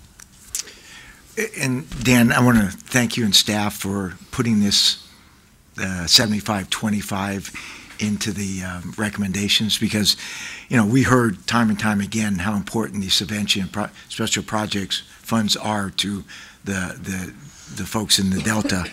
But one of the things that I think we need to seriously think about is the deductible.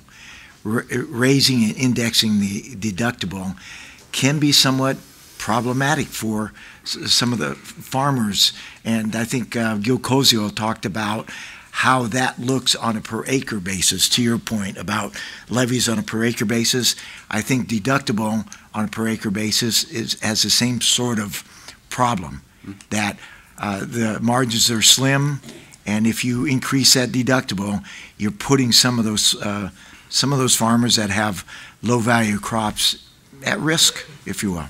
So I would hope that we would leave the deductible where it is, not make a recommendation to index it or move it upwards. Yeah, that's in we're moved on to RR4, and so as Skip points out, we are recommending the 75% cost share be continued. But there's two pieces, then we've got two kind of qualifiers, and both of these get to issues that have always been at the heart of the subventions program. One is it's a joint program in which the landowners have got skin in the game as well. And so that's in part that's the 25%, but the cost share has always been an element of it, the deductible. And yeah, there's good arguments on both sides, and we haven't heard, when we've discussed different ways to deal with cost sharing, the impression that I have is that there's less opposition to adjusting the deductible than to other potential approaches, like just having the 50% cost share. So I think our thought is, okay, if we're going to recommend continuing the 75% cost share, then an adjustment to the deductible is not unreasonable. It would reduce expenditures through the subventions program. Our estimate was maybe $1.2 million a year, so maybe an eighth. And so that would extend the life of the program to the extent that it runs on bond funds. And we've included an adjustment and sort of an additional provision in there that the deductible should be evaluated to reflect current inflation and the needs of the program and its participants, so that would give the adjusting entity some flexibility. And then the third piece then is about simplifying consideration of local agencies' ability to pay. That's the other provision. The legislature said that it should be up to 75%, but in practice they've always provided just the 75% because they had such a cumbersome approach to calculating ability to pay. On page 34 of the narrative, we present Arcadis's analysis of ability to pay. And you can see a map on page 34. And not all districts had supplied information to the controller. You'll recall when we did an evaluation of what the Reclamation District's financial information showed from their controller reports. Not all districts had filed the required reports, but for those that had, Arcadis analyzed the information, and the darker green are those that have got the most ability to pay, and then you've got a tranche that still has a high ability to pay, and then you can see in red those who have the lowest ability to pay.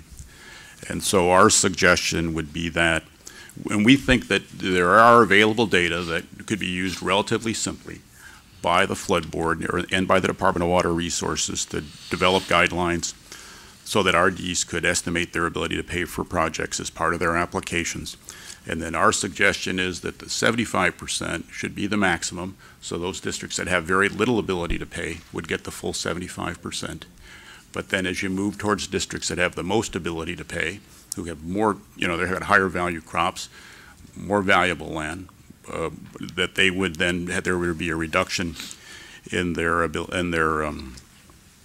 cost share, or in the state's cost share. And we think, if that might result in additional $1 million of local funds going into levee maintenance as opposed to coming out of the state's cost. And again, that would be a way to extend the available funding. Help me understand the map, because it looks to me like Sherman and Twitchell Island are listed as very low ability to pay. That's right, yeah. Well, no, it actually has to do with the revenue out there. Those are islands that are partly because of the department's choice to manage to not exacerbate subsidence. They're producing very low-value crops if they're in portions of are and being managed as wetland. And so it really is about the crop type, not that they're owned by the state. Okay, so it's based on an estimate of net proceeds per acre. Yeah. Okay. Is that right? Yeah. Field corn versus wine grapes. Yeah, and I think if you look at the green versus the red, you can see that. Okay. That's. Mr. Chair. Yes. No reflection on staff, but oftentimes I see two former and one current sitting elected official who sit on boards, and we make decisions when we really have no real life experience. It's staff recommendation. The only one up here is probably Randy that actually does what we're talking about, farming. And so I guess I'm going to look forward, and I hope some of the folks in the audience are going to share with us the real life experience that they're experiencing and how the increase from 1,000 to 2,500 in a deductible would affect their operations.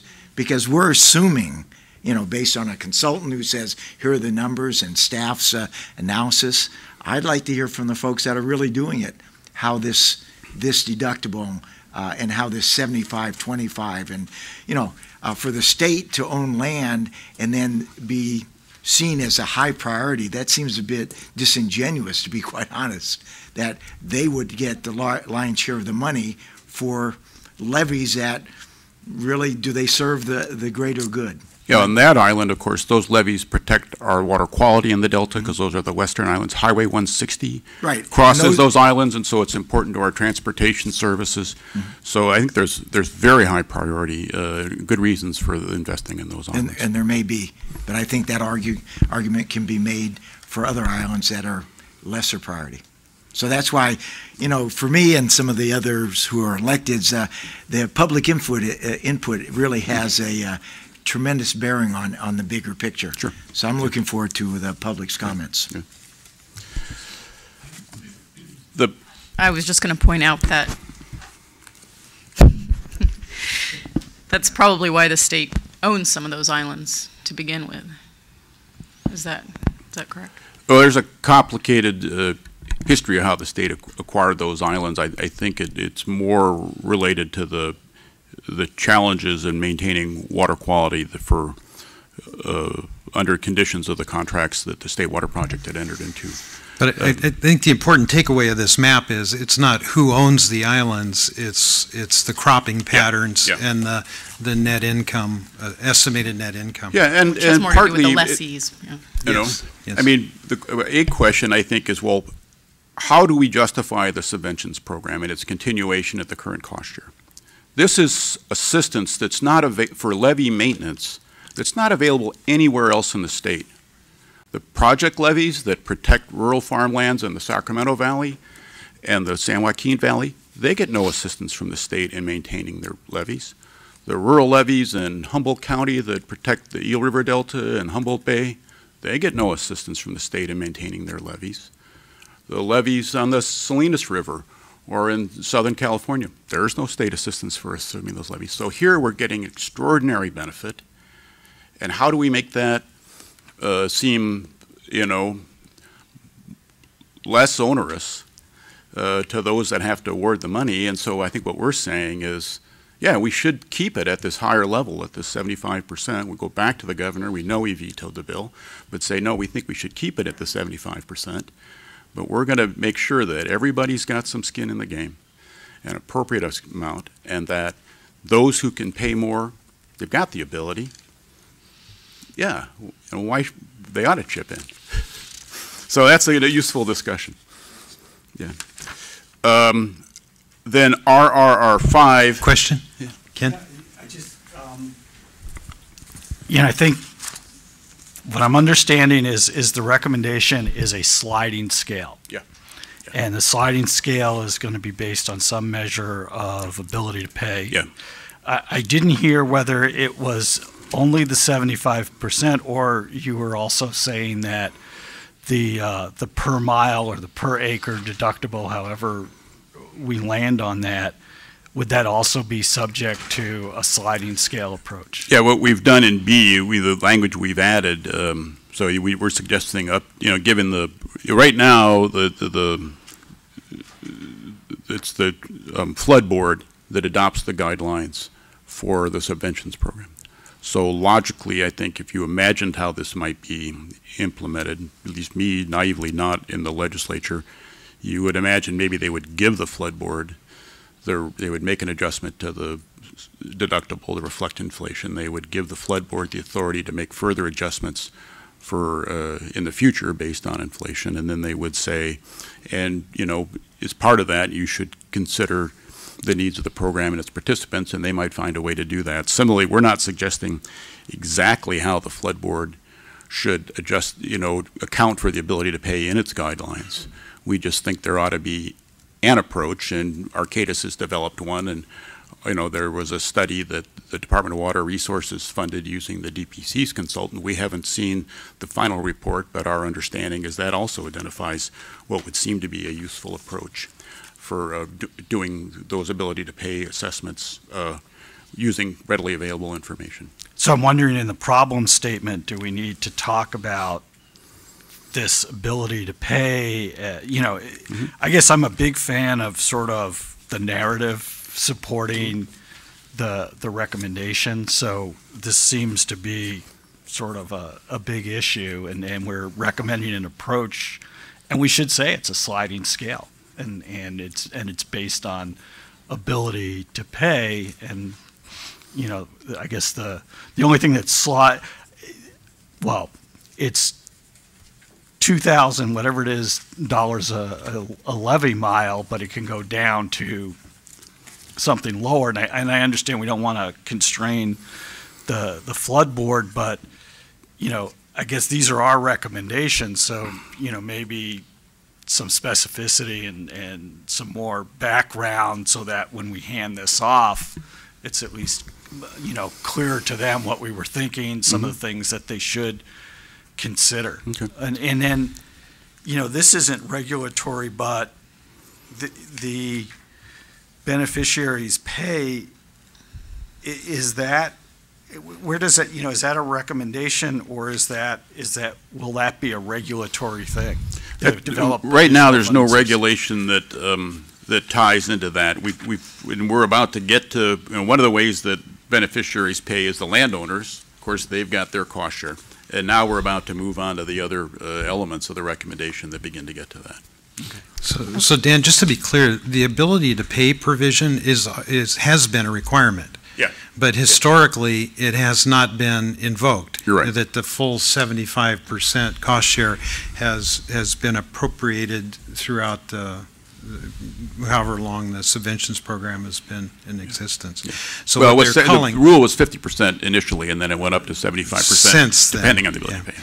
So what they're calling out is a provision in law that has been essentially unattended to. Right, and we're calling it out to say, here's how it should be administered, and it should be, or is that going too far? I mean, well, we're calling it out that it's kind of hard to do. I think that's the takeaway. Well, I think, though, I would go the other way.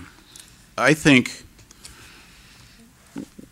had our analysis suggested there's no simple way to sort through districts' ability to pay based on existing information, this recommendation might well have said, you know what, it was a nice idea, but it doesn't work. I mean, yeah, we can figure out how much you can afford to send your kid to the University of California, but we can't figure out how much your levee district can afford to pay for levee maintenance. But instead, we realized, oh, there is an approach, doesn't require a PhD in, local government finance, You could do it with existing information. There's two or three, there's at least a couple different ways it can be done.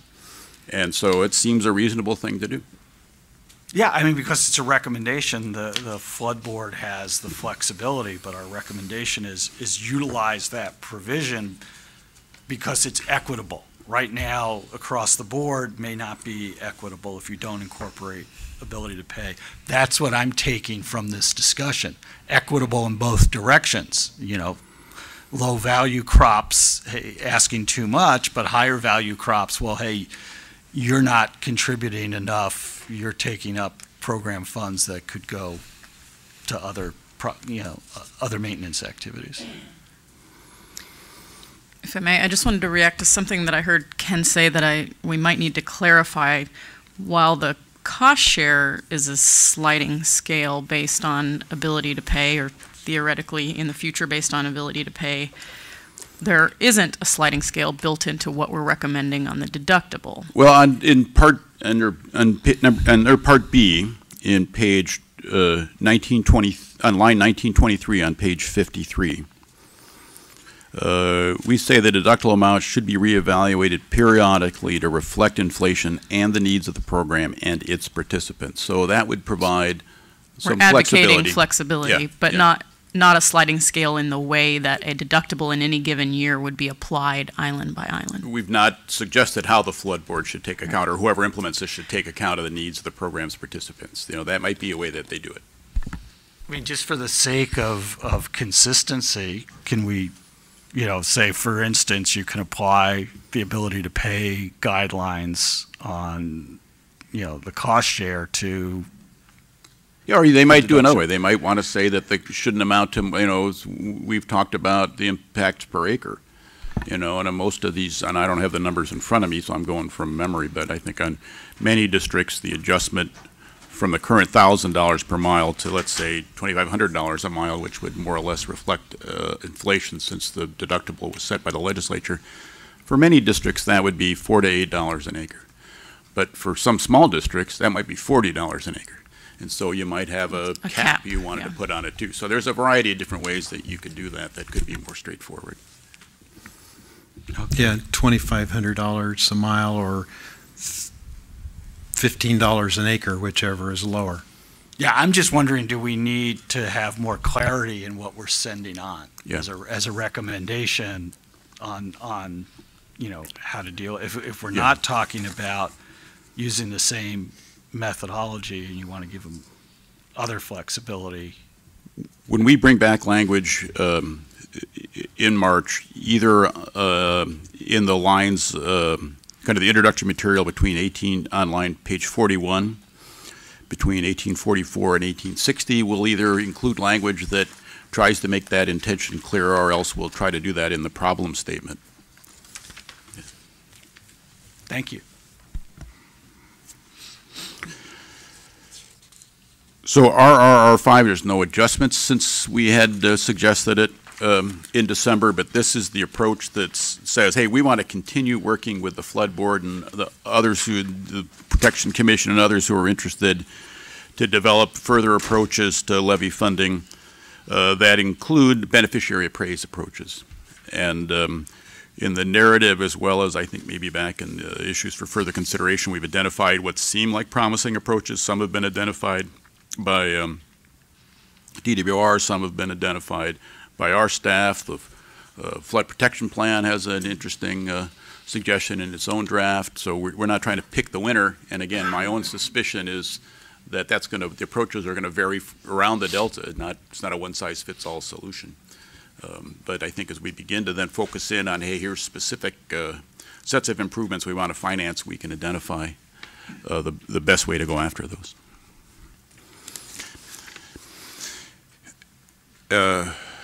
And then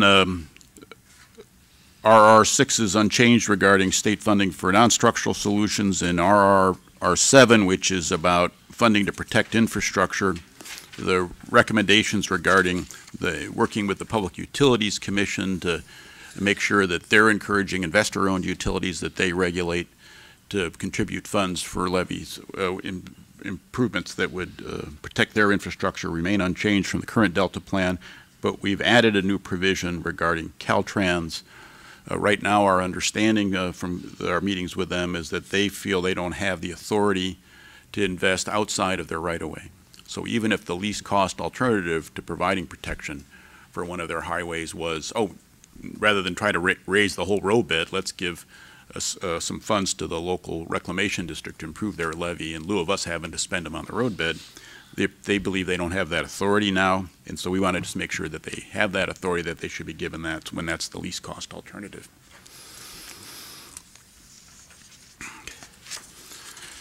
Dan, and that would be authority given by the legislature? Yeah.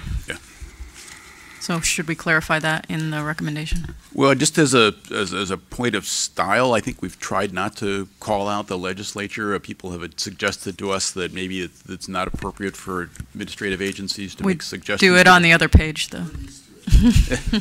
So I think that's that's the council's choice. Certainly, previously that was the. We do it on the. Think it's appropriate on the subventions deductible. Why not? Recommendation. All right. Okay. Yeah, All right. it's a recommendation. We'll make that adjustment. That's easily done. And we'll blame Mike for it. We'll thank him. The new guy.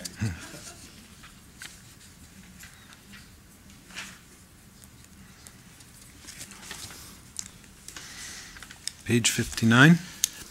And so then as we work through, I think there's no changes proposed until we get to page 59, where we've tried to be clearer about the challenges of terms of the background information about why it's important to renew federal assistance for post-disaster recovery. The proposal itself is unchanged from the December draft. And then page 61, this following on our meeting with the recreation agencies and interest groups, we've made some adjustments to the recommendation regarding how public access should be considered when levee investments occur. So partly their thought was the draft that we had was too limited in terms of where access ought to be considered, because they thought, well, what if you had a levee that was right by a restoration site? Wouldn't you want to maybe consider access there or other publicly owned areas? And so we've added that in so it's not as constraining. And then they wanted also a little more flexibility. So they said, gee, if you read it the way it was drafted, people might think it was just limited to opportunities for bank fishing or pedestrian or bicycling trails. So we added the included but not limited to, and gave a couple additional examples in terms of nature observation of the kinds of uses that might be appropriate. And then the other suggestion was that when agencies make decisions about funding and they choose not to provide access, at least they ought to identify, well, here's what might have been done, and here's why we didn't do it. But again, that would just be a recommendation. You drafted the information about research science needs, right? We might want to back up on that one when Patrick comes back. Okay. All right. So I'll pick up on page 61, the issues for future evaluation and coordination. So as you know, when this project started, one of the limitations that we put on the scope of the work was dealing with the best available data that we could have. And one of the comments that we've had throughout the project is that we need to look at the data. There's new information constantly be coming out. So you'll see that, and I'll talk about that a little bit as we get into the science needs. But let me start with the issues for future evaluation and coordination. The first item there, at least in the bullet point, the reoperation of upstream reservoirs and peak flow attenuation, that was in the original Delta plan, so nothing has changed there. We still think reoperation studies should look at, potential impacts to the Delta and any flooding down there that could be caused by reoperations. Similar on page 62, the first bullet item on there is a carryover from the original Delta plan dealing with the utility corridor consolidation. The new items that we've added, the second and third bullet points on page 62. First one dealing with strategies to accommodate climate change and rising sea levels. This is an acknowledgement of it's been a hot topic for several years and widely acknowledged that the precipitation patterns are changing within California. Sea level is rising. Even since the Delta Plan was adopted in 2013, there are estimates of sea level rise that it could be more intense than what we even had thought with the 55 inches that was included as part of the 2013 Delta Plan. Resources Agency and other agencies are looking at, the new impacts with ice melt and how that could potentially increase the sea level rises. So the intention of the second bullet point here is an acknowledgement of those ongoing efforts and recommendations that the council and staff need to continue to be engaged in those efforts and track them as information becomes available, and account for that in our policies and recommendations where we can. Yeah. We've considered the effects of rising seas as we've done the priorities. And we've thought about and got from Arcadis estimates of here's how much it might cost to raise levees to respond to the sea level rise through 2050, which is kind of like the time horizon that we try to deal with in terms of investments. But when people start suggesting, well, you should anticipate having to abandon some areas, or some of the other suggestions that the Natural Heritage Institute suggested, we don't have in California good tools even for accommodating that sort of change. And so this is really about, hey, we need to that's not about, hey, let's consider climate change and the priorities. We're doing that. It's more about, hey, what are we going to do as things get worse and worse and worse? And so we're trying to think how we can explore those opportunities. The third bullet point, starting on line 2342, deals with the general issue that I think we've all seen as part of working within the Delta. There are several agencies or entities that have some form of authority within the Delta. So this recommendation is, I'll just summarize the second sentence here. It could include a reorganization of state agencies, oversight responsibilities, and fewer agencies. So the crux of this discussion is there some way of making the governance more efficient within the Delta to make things more effective and, reaching decisions sooner, or implementation policies or recommendations, what have you, in a more efficient manner? Yeah. And right now, the situation is the Flood Board approves the guidelines for the subventions program. The Water Commission gets the opportunity to periodically approve lists of projects for the Special Projects Program. The Natural Resources Agency, the Department of Fish and Wildlife oversees to make sure people comply with the environmental goals. The Natural Resources Agency maintains a plan for recreation as it relates to Delta levees, and they're supposed to oversee the Special Projects Program. And so everybody's got their finger on it, but nobody's maybe has enough responsibility to actually understand the whole approach. And so this is a suggestion like, hey, maybe we can streamline this and get better oversight. Continue with the science and information's needs, starting with the problem statement on line 2352.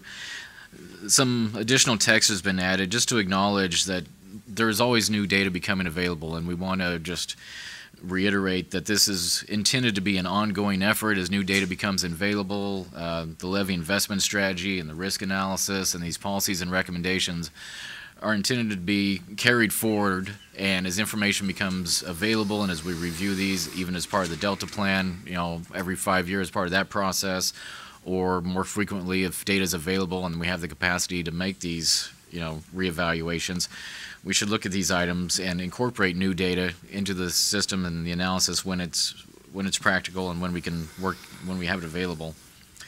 So starting on line 2364, one of the big items that we've heard is that levee conditions, they're not homogeneous out there. There's a lot of diversity within the levees and their makeup, and there's not a real clear understanding, even amongst a lot of the locals, of how each different segment would react. So this is a recommendation that there needs to be a lot further investigation with the levee makeup, the geometry out there, extensive studies and data gathering to know what it is we're actually dealing with, to inform the decision making and base the decisions on the appropriate information.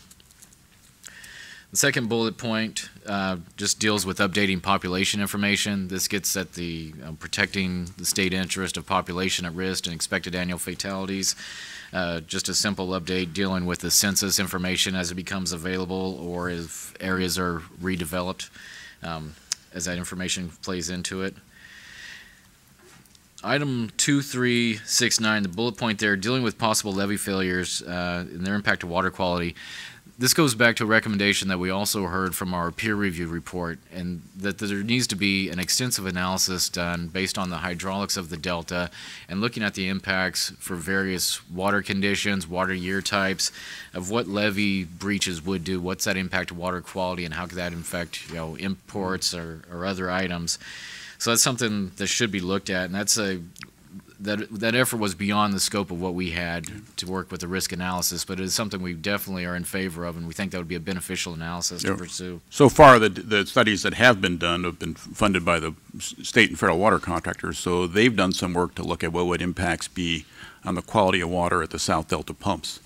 But we don't have a good sense delta-wide what these effects might be, and what their effect might be on the ecosystem values of the Delta well. So this is a way to get at, and then this is partly responds to advice that we got from the Independent Science Board last spring about studies of how different changes in the Delta levee system or gates would affect water quality, and it's one of the ways that the amendment is based on the independent advice of the ISB. Yeah, and Dan, as Dan mentioned there, the bullet point on 2372 is, again, looking at additional impacts and further analysis, dealing with the ecosystems and potential impacts there. Starting on line 263, page 63, line 2374, top of the list there. Again, dealing with the changing information constantly being developed with climate change and how that impacts flood risks, and just being aware of that information and incorporating it when it becomes available. And on line 2377, dealing with seismicity. This ties in with information that was gathered by the Independent Science Board and some of their recommendations and reports of gathering additional seismic information. USGS is in process of updating their studies and information and impacts, potential impacts within the Delta. So that information and the effects on levees, as that information is being developed, we need to keep track of that as well. And the other items are remaining on there from at least the December version of the report, so you've seen those previously. And I'll turn it back over to Dan to close it out with the performance measures and next steps after that. Just real briefly then. Dan, before we get to performance measures, Councilmember Johnston was out when we discussed the recreational aspects of levee improvements on page 61. Wanted to make sure that he was adequately weighing in on this matter, because he has spent some time in working with staff and others to help develop this. Yeah, I like the language, so thanks. Thank you. Appreciate your interest. And his brevity. Performance measures are how we track how the plans are being implemented. We've got three. Whoa, question.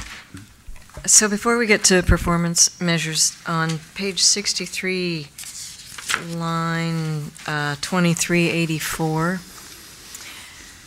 given that the state is expending Prop 84 and money funds on conservation and restoration of floodplains, I'd like to add to line 2384, understanding the impacts on Delta flood management from upstream floodplain conservation and restoration or flood management infrastructure operations.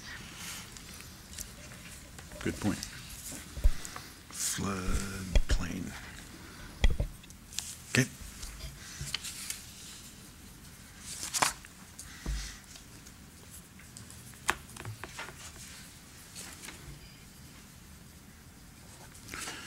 So performance measures is how we track whether we're doing what the Delta plan is accomplishing what we want. It's one of the ways we built an adaptive management approach into the plan.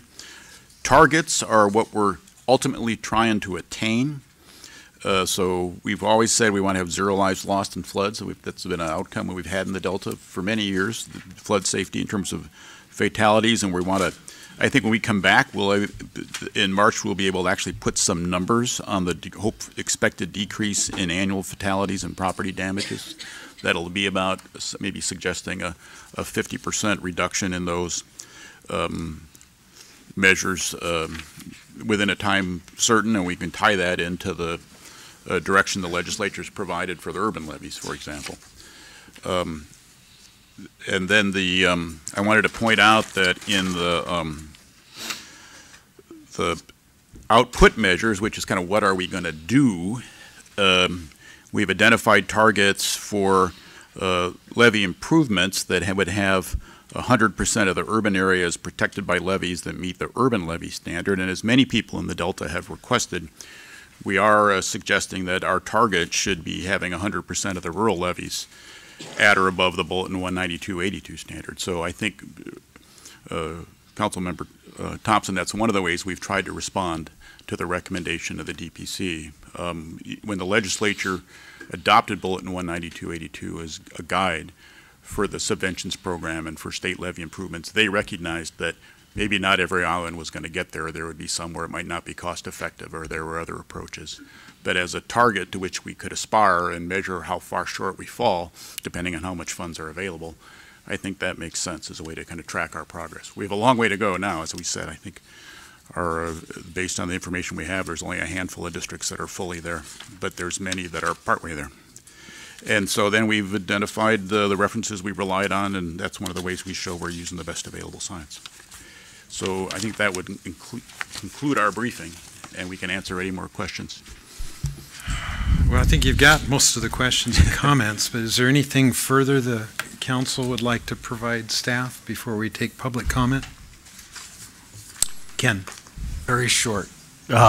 Just recognizing that we're setting a target on levies, bringing them up to a standard, that we're also acknowledging there's not enough funding to get them there. Yeah.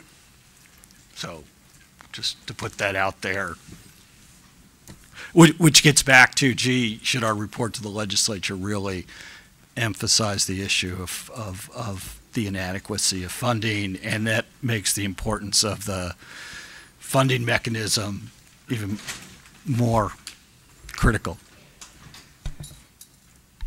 Skip. Okay. Do we have requests for public comment?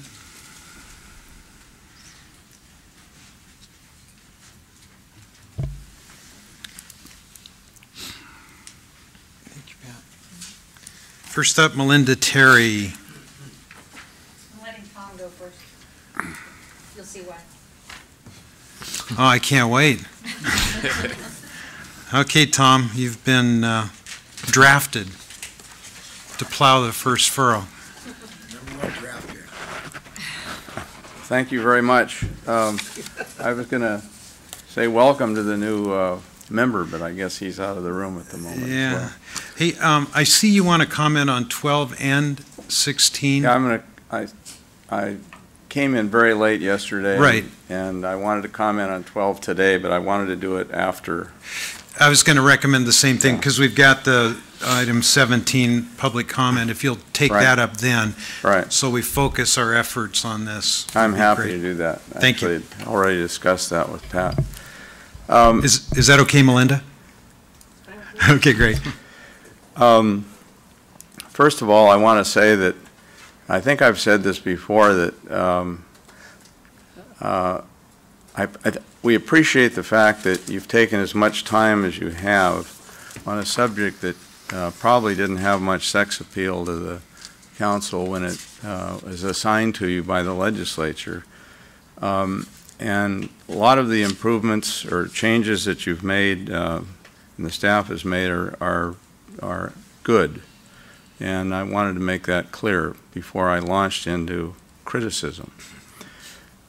We spent a lot of time working on a letter which you should have received within the last day or so, going through the things that the Central Delta Water Agency feels are the most critical changes or improvements that need to be made in what you have. The question to Jessica, do we have that letter? Yeah, that, you should. Did that? You got it. Was it not distributed? I don't remember seeing it. That's why I'm asking. Well, I made some efforts to make sure that it had been received before yesterday. So Yeah, no, I guess it hasn't been distributed. Can you get it? Can we get somebody to copy that right away? Thank you. Well, it's a lengthy letter, and I wouldn't expect you to absorb it sitting there while I talk, and I'm not going to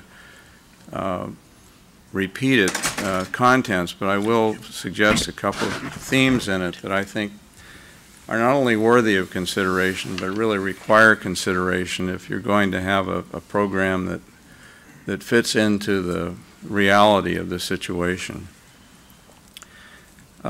Somebody asked earlier, why do we have a subventions program? Why are we subsidizing the cost of levee maintenance in the Delta where we don't seem to be doing it in Humboldt Bay or various other places? There's a long history associated with this that had to do with not only the beneficiaries of the Delta levee system, which extends well beyond the landowners that sit behind the levees, but also the causes of the deterioration of the levees themselves. Boat traffic was one of the early things that was recognized, both commercial and recreational, as causing a lot of wave wash damage and so forth in the Delta that was really not the fault of the people that were behind the levees. And then water transfer from north to south, utilizing the channels of the Delta, was another major issue that was identified. And the legislature over the years took a careful look at the study and tried to figure out how they could tax or pass off these costs to the various beneficiaries, and kind of threw up their hands and said, there's so many statewide interests involved here, highways that are protected, railroads, urban communities and so forth and so on, plus the water transfer, the boating traffic, the recreation, the environment and so forth, that we're just going to make a judgment that 75% of the costs are appropriately picked up by the general public rather than trying to get individual interests involved, and 25% by the local landowners. And that is the explanation for why the system evolved. I was involved in those discussions. I was involved in some of the negotiation. Mr. Nomalini, who I was co-counsel with for many years with the Central Delta Water Agency, was instrumental in a lot of that, and there's a long history of it. If you need more explanation of it, we'd be happy to provide it at your leisure. May I? Sorry to interrupt, but just to clarify, I think Dan asked the question rhetorically, but then responded by saying it's because of the extraordinary benefit. Well, I just want to be clear about that. I wanted to go from that into the subject of the $1,000 per mile on the the down payment, if you will, or the deduction or whatever on the other thing, is that wasn't intended to be anything other than a kind of a skin in the game kind of a situation where we didn't want the districts to be applying for subventions money if it was really minimal kinds of work that were being done on the levees. And it was an effort to try to streamline the program to some extent to avoid having very small applications submitted on an annual basis for maintenance work. The fact of the matter is that $1,000 an acre, while it may not seem like, or per levee mile, may not seem like a huge amount, what it does do is if you increase it, it reduces the ability of the district to leverage the state funds that are available in the subventions program to provide adequate maintenance on the levees. So for every dollar that you increase that, you're going to decrease by $3 the amount of work that's going to be done, because that's the state share that's going to be foregone. So I think it's something. Tom, that's a good point, but it also stretches the amount of state dollars that's available to others. Yeah, but the problem is what really limits the work that's done is not necessarily the amount of state money that's available. It's the ability of the locals to tax themselves under Prop 218 and under the existing economic situations to be able to afford the work that they're doing. And that has been the real limitation on the amount of maintenance work that's been done. you talk about inflation, but if you really wanted to look at inflation in the sense of ability to pay, you'd have to look at crop prices. And having just completed negotiation of a lease with a new tenant on our property on Ringe Track, I can tell you that he persuaded me that growing corn in the Delta these days is a losing proposition. We had commodity prices that were well over twice as high 5 or 6 years ago that have diminished into this level and are predicted to go lower under certain trade policies that are being espoused by the current administration. So it really, inflation means things to different people, but when you're talking about the farming community, you really have to look at what's going on in the farm economy, not So what were how about Cabernet in 1981 versus Cabernet in 2016? Well, I grow same thing apply? Cabernet. So you know what the costs associated with growing that crop are? I do. And you know what the per ton value is. Right. And it's, okay, I just want to make sure that corn is a good example of when we get to the ability to pay, I think the last number I saw was an $85 net per acre return on field corn in the Delta. Well, depends on whether you're a tenant or you're the landowner. Yeah, but that's the number that I've seen, and, Right. and certainly So if you're growing $40 Cabernet, an acre to the reclamation district for your reclamation district taxes, and you're making $85 an acre on the land, you can see that it's a little bit tight. yeah, the current costs are built into that the associated costs, so the 85 is over and above. But your point is well taken on field corn, but the entire Delta is not producing field corn.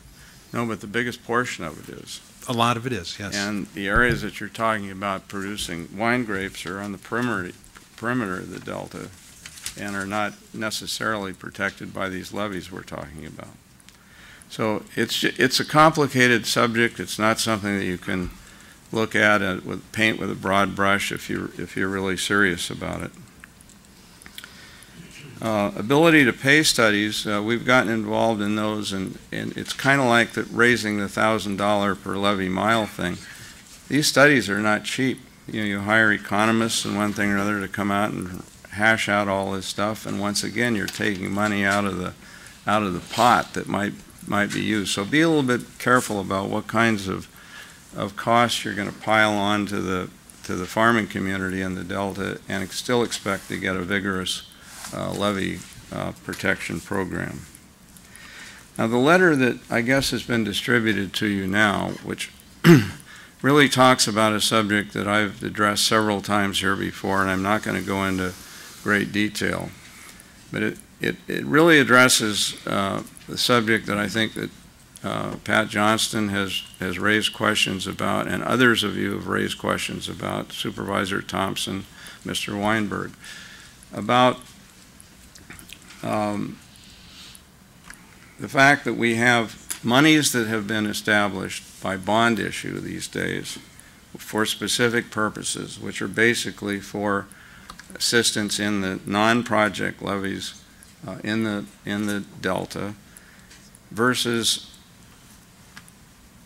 these other interests that are maybe rise to priorities under the work that your consultants have done relating to urban populations, relating to water transfer, relating to environmental values and so forth.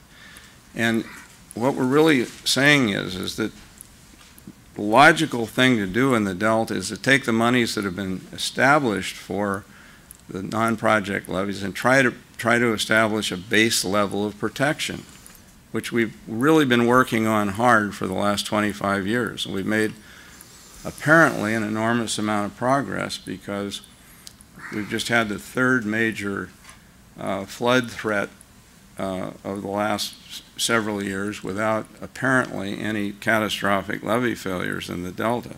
It's been close. The one on Tyler Island was extremely close.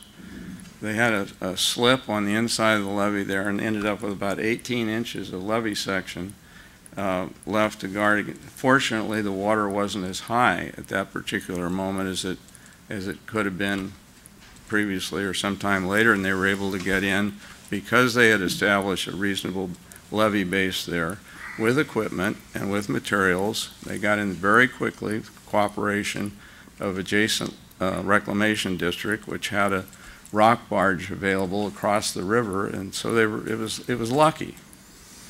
But that's basically what we're trying to do, is to have a base level of protection within there that you can build on in the future with a wide enough levee crown to be able to go higher if sea rise as it occurs. I was going to say if it occurs, but as it occurs, we've got a base to build from.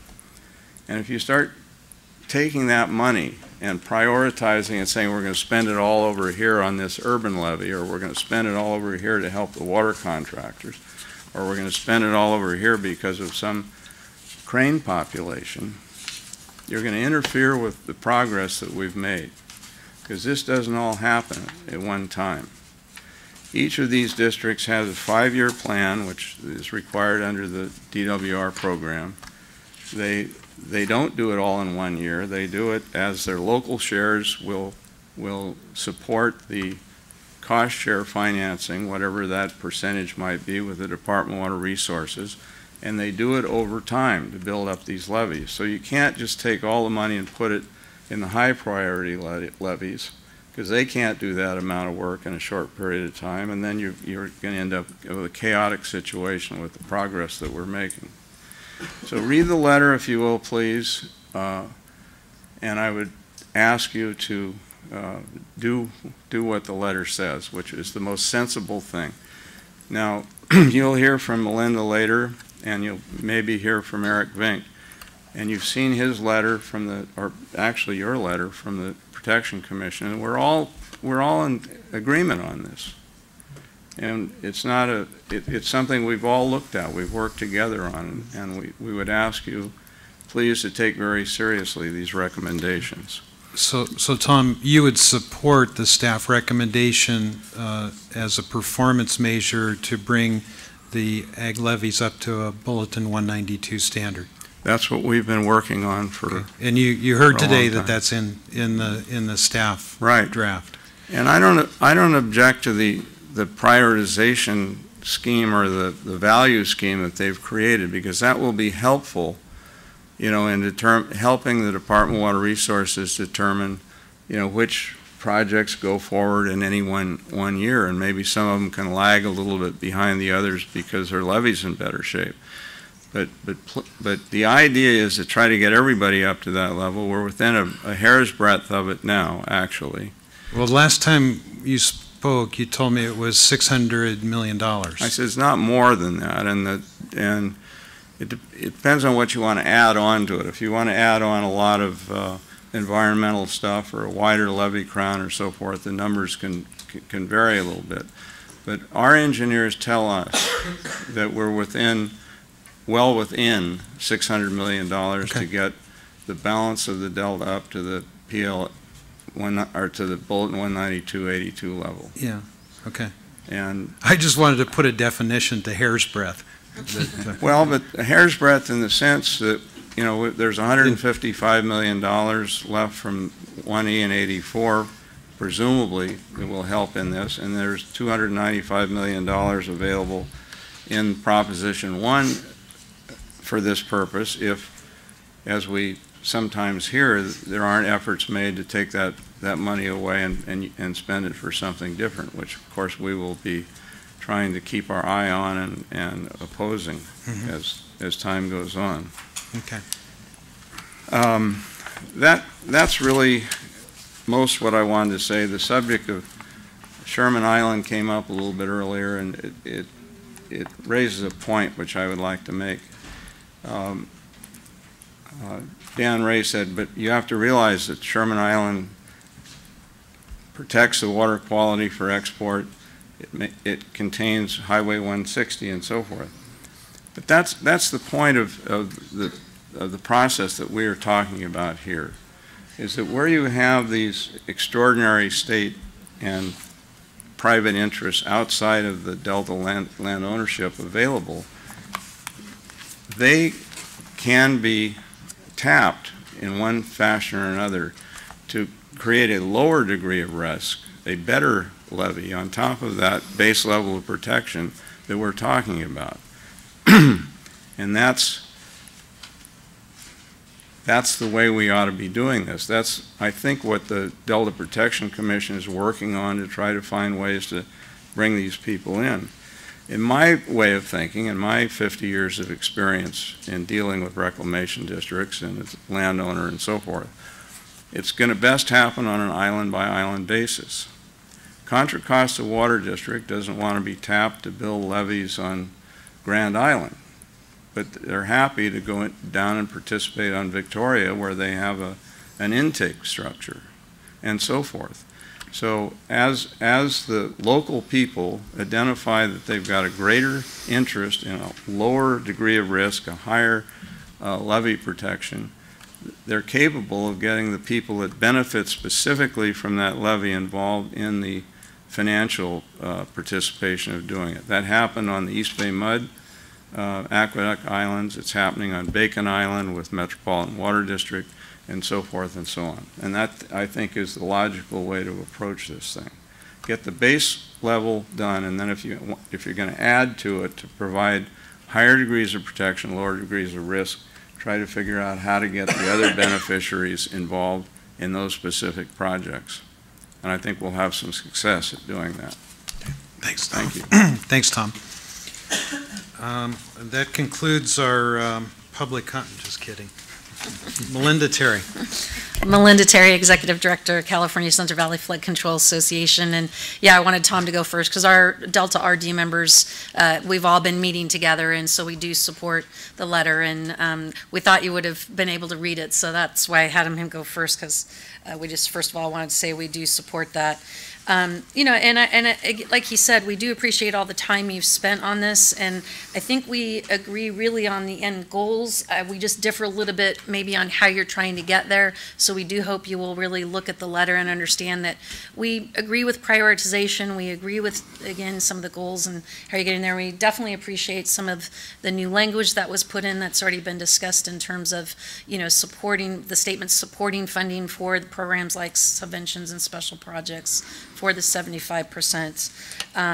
But I will say I do want to talk about a couple of things, though, in relation to the discussion that occurred amongst yourselves, which is when it comes to the prioritization, what gets really difficult and why we may differ on it is that the funding programs that DWR has are very different in terms of and you'll see it when you read the letter that Central Delta Water Agency did, but particularly because we're relying on bond funding, in those bond funds, each section designates where money can go to, and so DWR can only spend it for those purposes. So, for instance, they'll put it towards urban levees. They don't say Delta urban levees in there, they just say urban levees, and so the urban program that the department has would include the ability to work on levees in the Delta, but it's not exclusive to that. So I think it was the chair that had mentioned, you know, that, you know, the thought was if you, you know, if DWR spent the money on those very high priorities, and then there's some left over, then they can go the next category. That's not really the way it works, because the categories are very different in terms of the programs. So for instance, there are some differences when you get down to the sheet that the attachment 2 that the staff prepared. As you get further down, they start naming some programs that aren't levy programs, but I think I get where they were going. They talk about the evaluation program. That actually is more of a planning program. It's not a levy program, but what they might have been thinking about was the flood system repair program, which was created for the non-urban areas because we already have the urban program. And so they created that. And the good thing about that kind of relates to some of the stuff that's talked in your plan is the non-structural. So the FSRP program does focus on the ability to fund some of those non-structural as well as the levies themselves. There is also, by the way, a statewide subventions program, and it applies everywhere in the state for any project levies that are outside of the San Joaquin or Sacramento flood control projects. And so those sponsors are typically cities and counties that have those projects, and so they have a separate subventions program. And then in addition, in the 2017 update in the investment plan that DWR is doing for the Central Valley Flood Protection Plan, they are actually, they've recommended in there to take the Delta Subventions Program and kind of expand it to the state plan of flood control, the reimbursement type of process. So I did want to make you aware of that as well. But there are other programs, funding programs that are also available, and there's a flood protection corridor program. That's another example where it really focuses on either funding non-structural changes or actually purchasing some of the land to prevent that kind of develop it and allow it to continue to function as a floodplain. So there's lots of things like that. One of the other things I'll point out is when it comes to the project levies, you've got the RRR15, which is recommending to the legislature to change statute to divest, I guess, the state of liability. And I just want to point out, when it comes to the Sacramento and San Joaquin flood control projects, which we collectively call the State Plan of Flood Control, those are state levies, right? So they can't divest themselves of that liability because they, since the 50s, gave assurances to the federal government. It is no longer a federal project, even though we call them federal levies. They were built by the Army Corps, but as soon as the Army Corps is done with a project, they turn it over to the non-federal sponsor. In the case of those two projects, it is the state. Like I said, in the rest of the state, when the Corps has built levies, it typically gets turned over to the city or county. So they just really cannot do that when it comes to that particular project because they do own those. My members, who are referred to as the local maintaining agencies, they do have an agreement with the state that they will perform the routine maintenance on behalf of the state for those levies, but they aren't their levies, they're still the state levies. But again, we really hope, do appreciate a lot of the changes that are made, and do hope that you take a look at the letter that Central Delta Water Agency did, and we would support having those changes be made. But thank you. Thank you, Melinda.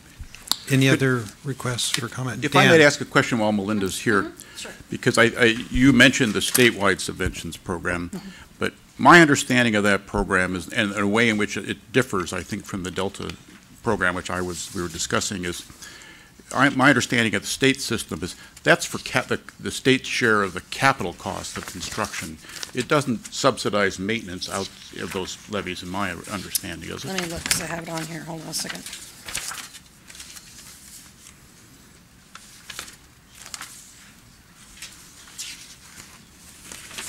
They have a lot of these are all state funding programs. So hold on. And by the way, there are hazard mitigation programs that Cal OES manages, that they essentially get FEMA money through, and that helps do a lot of non-structural things as well. We'll just assume that Dan is correct, and if you find the information, you can update him at a later date. Sure. I've got here it is, the statewide one. It funds construction of federally authorized flood control projects outside of the jurisdiction up here, but he might be right, it might not be on maintenance.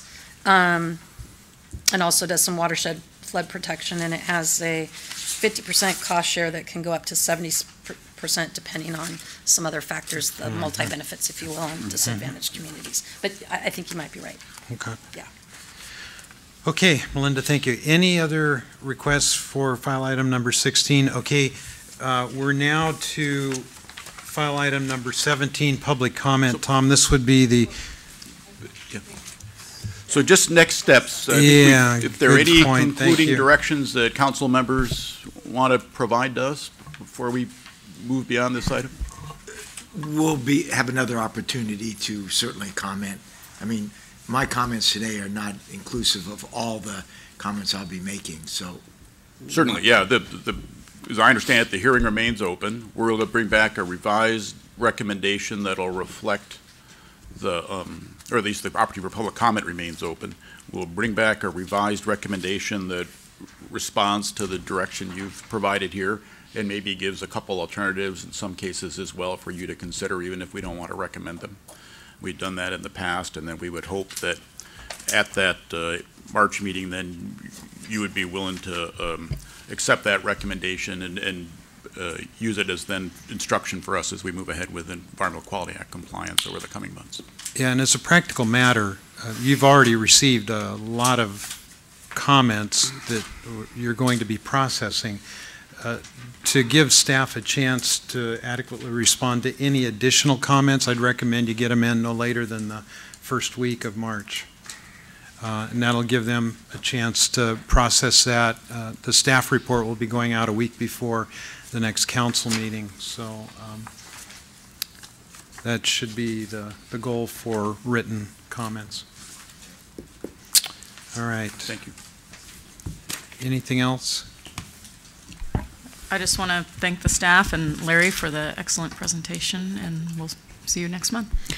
Yeah, and it's rewarding to hear the public commenting on the responsiveness to the comments that have been received over the course of this process, and that's good to hear. And we've got a little bit more work to do, but making good progress. Okay, so now we're going to put it in reverse, and we're going to revisit file item number 12, conveyance, storage, and operations. Tom Zuckerman was here yesterday but wasn't prepared to comment. So we will, under file item number 17, we'll take your comments. I apologize for, for not having been earlier yesterday. I was respecting the priority of things and meeting with my congressman, so that was meant to be a joke. But Okay. but I'm not an elected, so I didn't get it. Well, there's this federal thing and this state thing, you know, and down to the locals and so forth.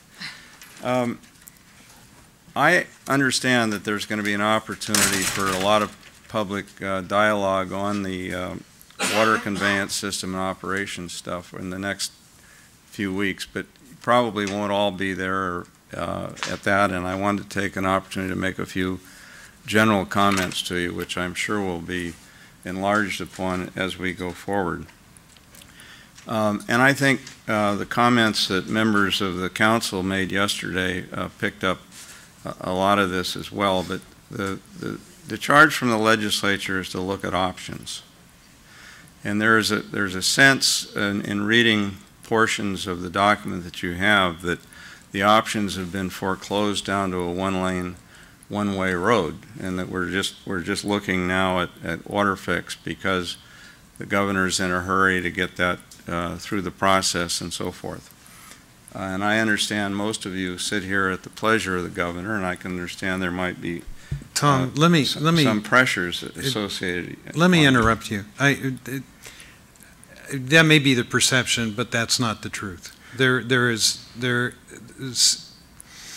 I think Susan said it accurately yesterday. There are three options in terms of conveyance. There's through, around, and under. And the staff looked at those three categories of options, and they have come up with promoting the option of under. Now, there was no directives given to anyone as to what those options should be, but that is the conclusion of decades of work and investigations and assessing the various alternatives. So I don't want to leave the public with the impression that that we're promoting a particular approach because it's the Brown administration's preferred alternative. We're providing options for conveyance, storage, and the operations of both.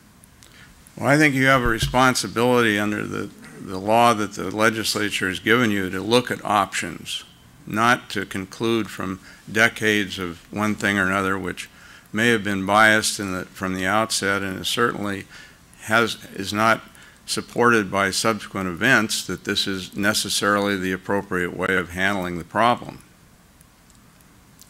Well, the key word in the legislation, in the statute, is promote. And, you know, like it or not, that's what they told us to do. Okay, well, let me just tell you that I think you would be doing a disservice to the people of this state if you didn't take a fresher look at the subject of conveyance. To quote Mr. Eisenberg, who was the father of this organization, when he was chairman of the Blue Ribbon Task Force, he says, sure, we have to look at conveyance, but conveyance is the last piece of this puzzle. It's not the first piece. And what I think he meant by that, and what I would certainly mean by it is that we have learned over the last 40 or 50 years a number of different things. One, we're not going to have the 5 million acre-feet of water for the State Water Project that was promised to the people in the Burns-Porter Act. When we eliminated the North Coast rivers, we took 5 million acre-feet of yield, annual yield from the State Water Project away. So we've got a huge hole in this thing that we've got to try to figure out how to fill. And you can't really design a conveyance facility until you know what your water supply is. You'd be building the tunnel to nowhere. Brown's Folly, we'll call it. Somehow or another, we've got to figure out where this water supply is going to come from that we're going to use to meet the beneficial needs of people in this state. The most obvious areas are the ones that they're working on hard in Southern California. Conservation, stormwater retention, groundwater recharge, desalinization of the brackish waters that are coming out of the west end of the Chino Basin and using that for beneficial purposes, marshes, reclamation. We're not doing that yet in the Central Valley. We've got a reservoir that we've systematically created under the San Joaquin Valley with a capacity of 500 million acre-feet, which we've done by overdrafting the groundwater. We have foothill reservoirs that have flood control reservations in them now, which we're now going to have to revisit after the recent storms and because of the way they're being operated and so forth. They're probably going to require that those reservoirs be kept more empty earlier in the year, which is going to interfere with their ability to store water during over the wet season. We can operate those reservoirs in conjunction with downstream floodplains and injection facilities, flooding of crops during dormant periods and so forth, to use that reservoir that we have systematically created to have dry year water in the bank account, which we can use to eliminate demands on the Delta during the dry years. We can start to reduce power usage by bringing those water tables back up to within the reach of the surface. And there's lots of different options that are available to do this, to try to figure out where we're going to get this water supply to meet the beneficial needs of the state. And it isn't going to be coming through the Delta during the dry years. And we haven't designed a conveyance facility that has the ability to transfer a lot of water during wet years. We just haven't. It doesn't really increase the supply or the ability. During wet years, we've got lots of capacity in the Delta. Year 2011, we had a fairly wet year. The fishery populations rebounded, even though we exported a record amount of water from the Delta, because it was a smaller percentage of the stream flow going through the Delta. Which fish species rebounded after 2011? They all did. According to the last report I got, smelt's not doing so good. In the year 2011, they did well. They did terrible the next few years when we got back into the drought. I'll have to go revisit that. Yeah, well, you should. It was a short rebound. Excuse me? It was a short rebound. Yeah, it was a short rebound, but my point is that It isn't during the wet years when we seem to be having the problem with transferring water through the delta. It's the dry years. So if we've got to look at what this water supply is that we're going to be thinking about conveying and then figure out how to do it is the point I'm trying to make. And if you presuppose in this document or in your deliberations that upon a conveyance facility in advance of figuring out where the water is going to come from, you risk wasting a whole lot of money that we probably will need to devise and implement the real solutions to the problem. Now, I promised I'd try to be short. You got me longer. But anyway, I look forward to these workshops that you're going to have, and I hope that you all take your job seriously of considering these options and trying to figure out the right ways to solve these problems. Thank you very much. Yeah, Tom, thank you. And I know we're going to get a lot more comments, but one thing I need to point out is that in the report, and especially in the operations portion, I think it does a pretty good job of highlighting that the only real opportunities for moving water are in wet years. And so the thrust of conveyance and storage improvements that are called out, I think, do a pretty good job of identifying how you would reoperate the system and create the flexibility to take advantage of the wet years to do the kinds of things that you've called for, the groundwater recharge. I'm for one that doesn't necessarily think that there aren't other options besides creating additional flood control space in the upstream reservoirs. There's areas adjacent to a lot of those reservoirs that could provide off-stream storage. So in conjunction with the demands placed now on groundwater recharge. So I thought the report did a pretty good job of citing those kinds of opportunities, but we will get a lot of comments. I'm sure about that. Well, you use the word moving water, and I'll use that as an example. If you do the thing you just talked about, building some adjacent site to store water from Don Pedro, to cite a good example, which is familiar with that area, peeking over the top of its rim as we speak. You don't have to move that water across the delta, do you? No, there's a local demand for that water right now of about 200,000 acres of farmland that's entirely dependent upon groundwater that's going to have to find a surface water solution to their groundwater overdraft problem. So the concept of moving water is different depending upon what you perceive the solution to be. If you can utilize the floodwaters and get them into the vacated groundwater spaces above the delta, you don't have to move it across the delta. You don't need tunnels to do that. Now, you probably will continue to need, because most of the water comes in the north and most of the demand is in the south, you will need some capacity to move water. The question is how much and when, and then you design your facility to accommodate it. And the folks that farm south of the delta would have a little bit different perspective on moving water than you would if you're in the eastern side of the valley and below the Sierra foothills. Well, I agree. I agree with you. Examine the Kern Water Bank and the Tulare Lake Basin sometime when you have a moment to do it. What would you like me to analyze? There is a I'm familiar where they're located, and I'm familiar with the two differing management approaches in those two areas. Well, there's lots of opportunities there. Okay. All right. Got it. Susan? The discussion has me realizing that what Senator Johnston said yesterday about one aspect of the draft is true, and that is it's framed from a water supply perspective.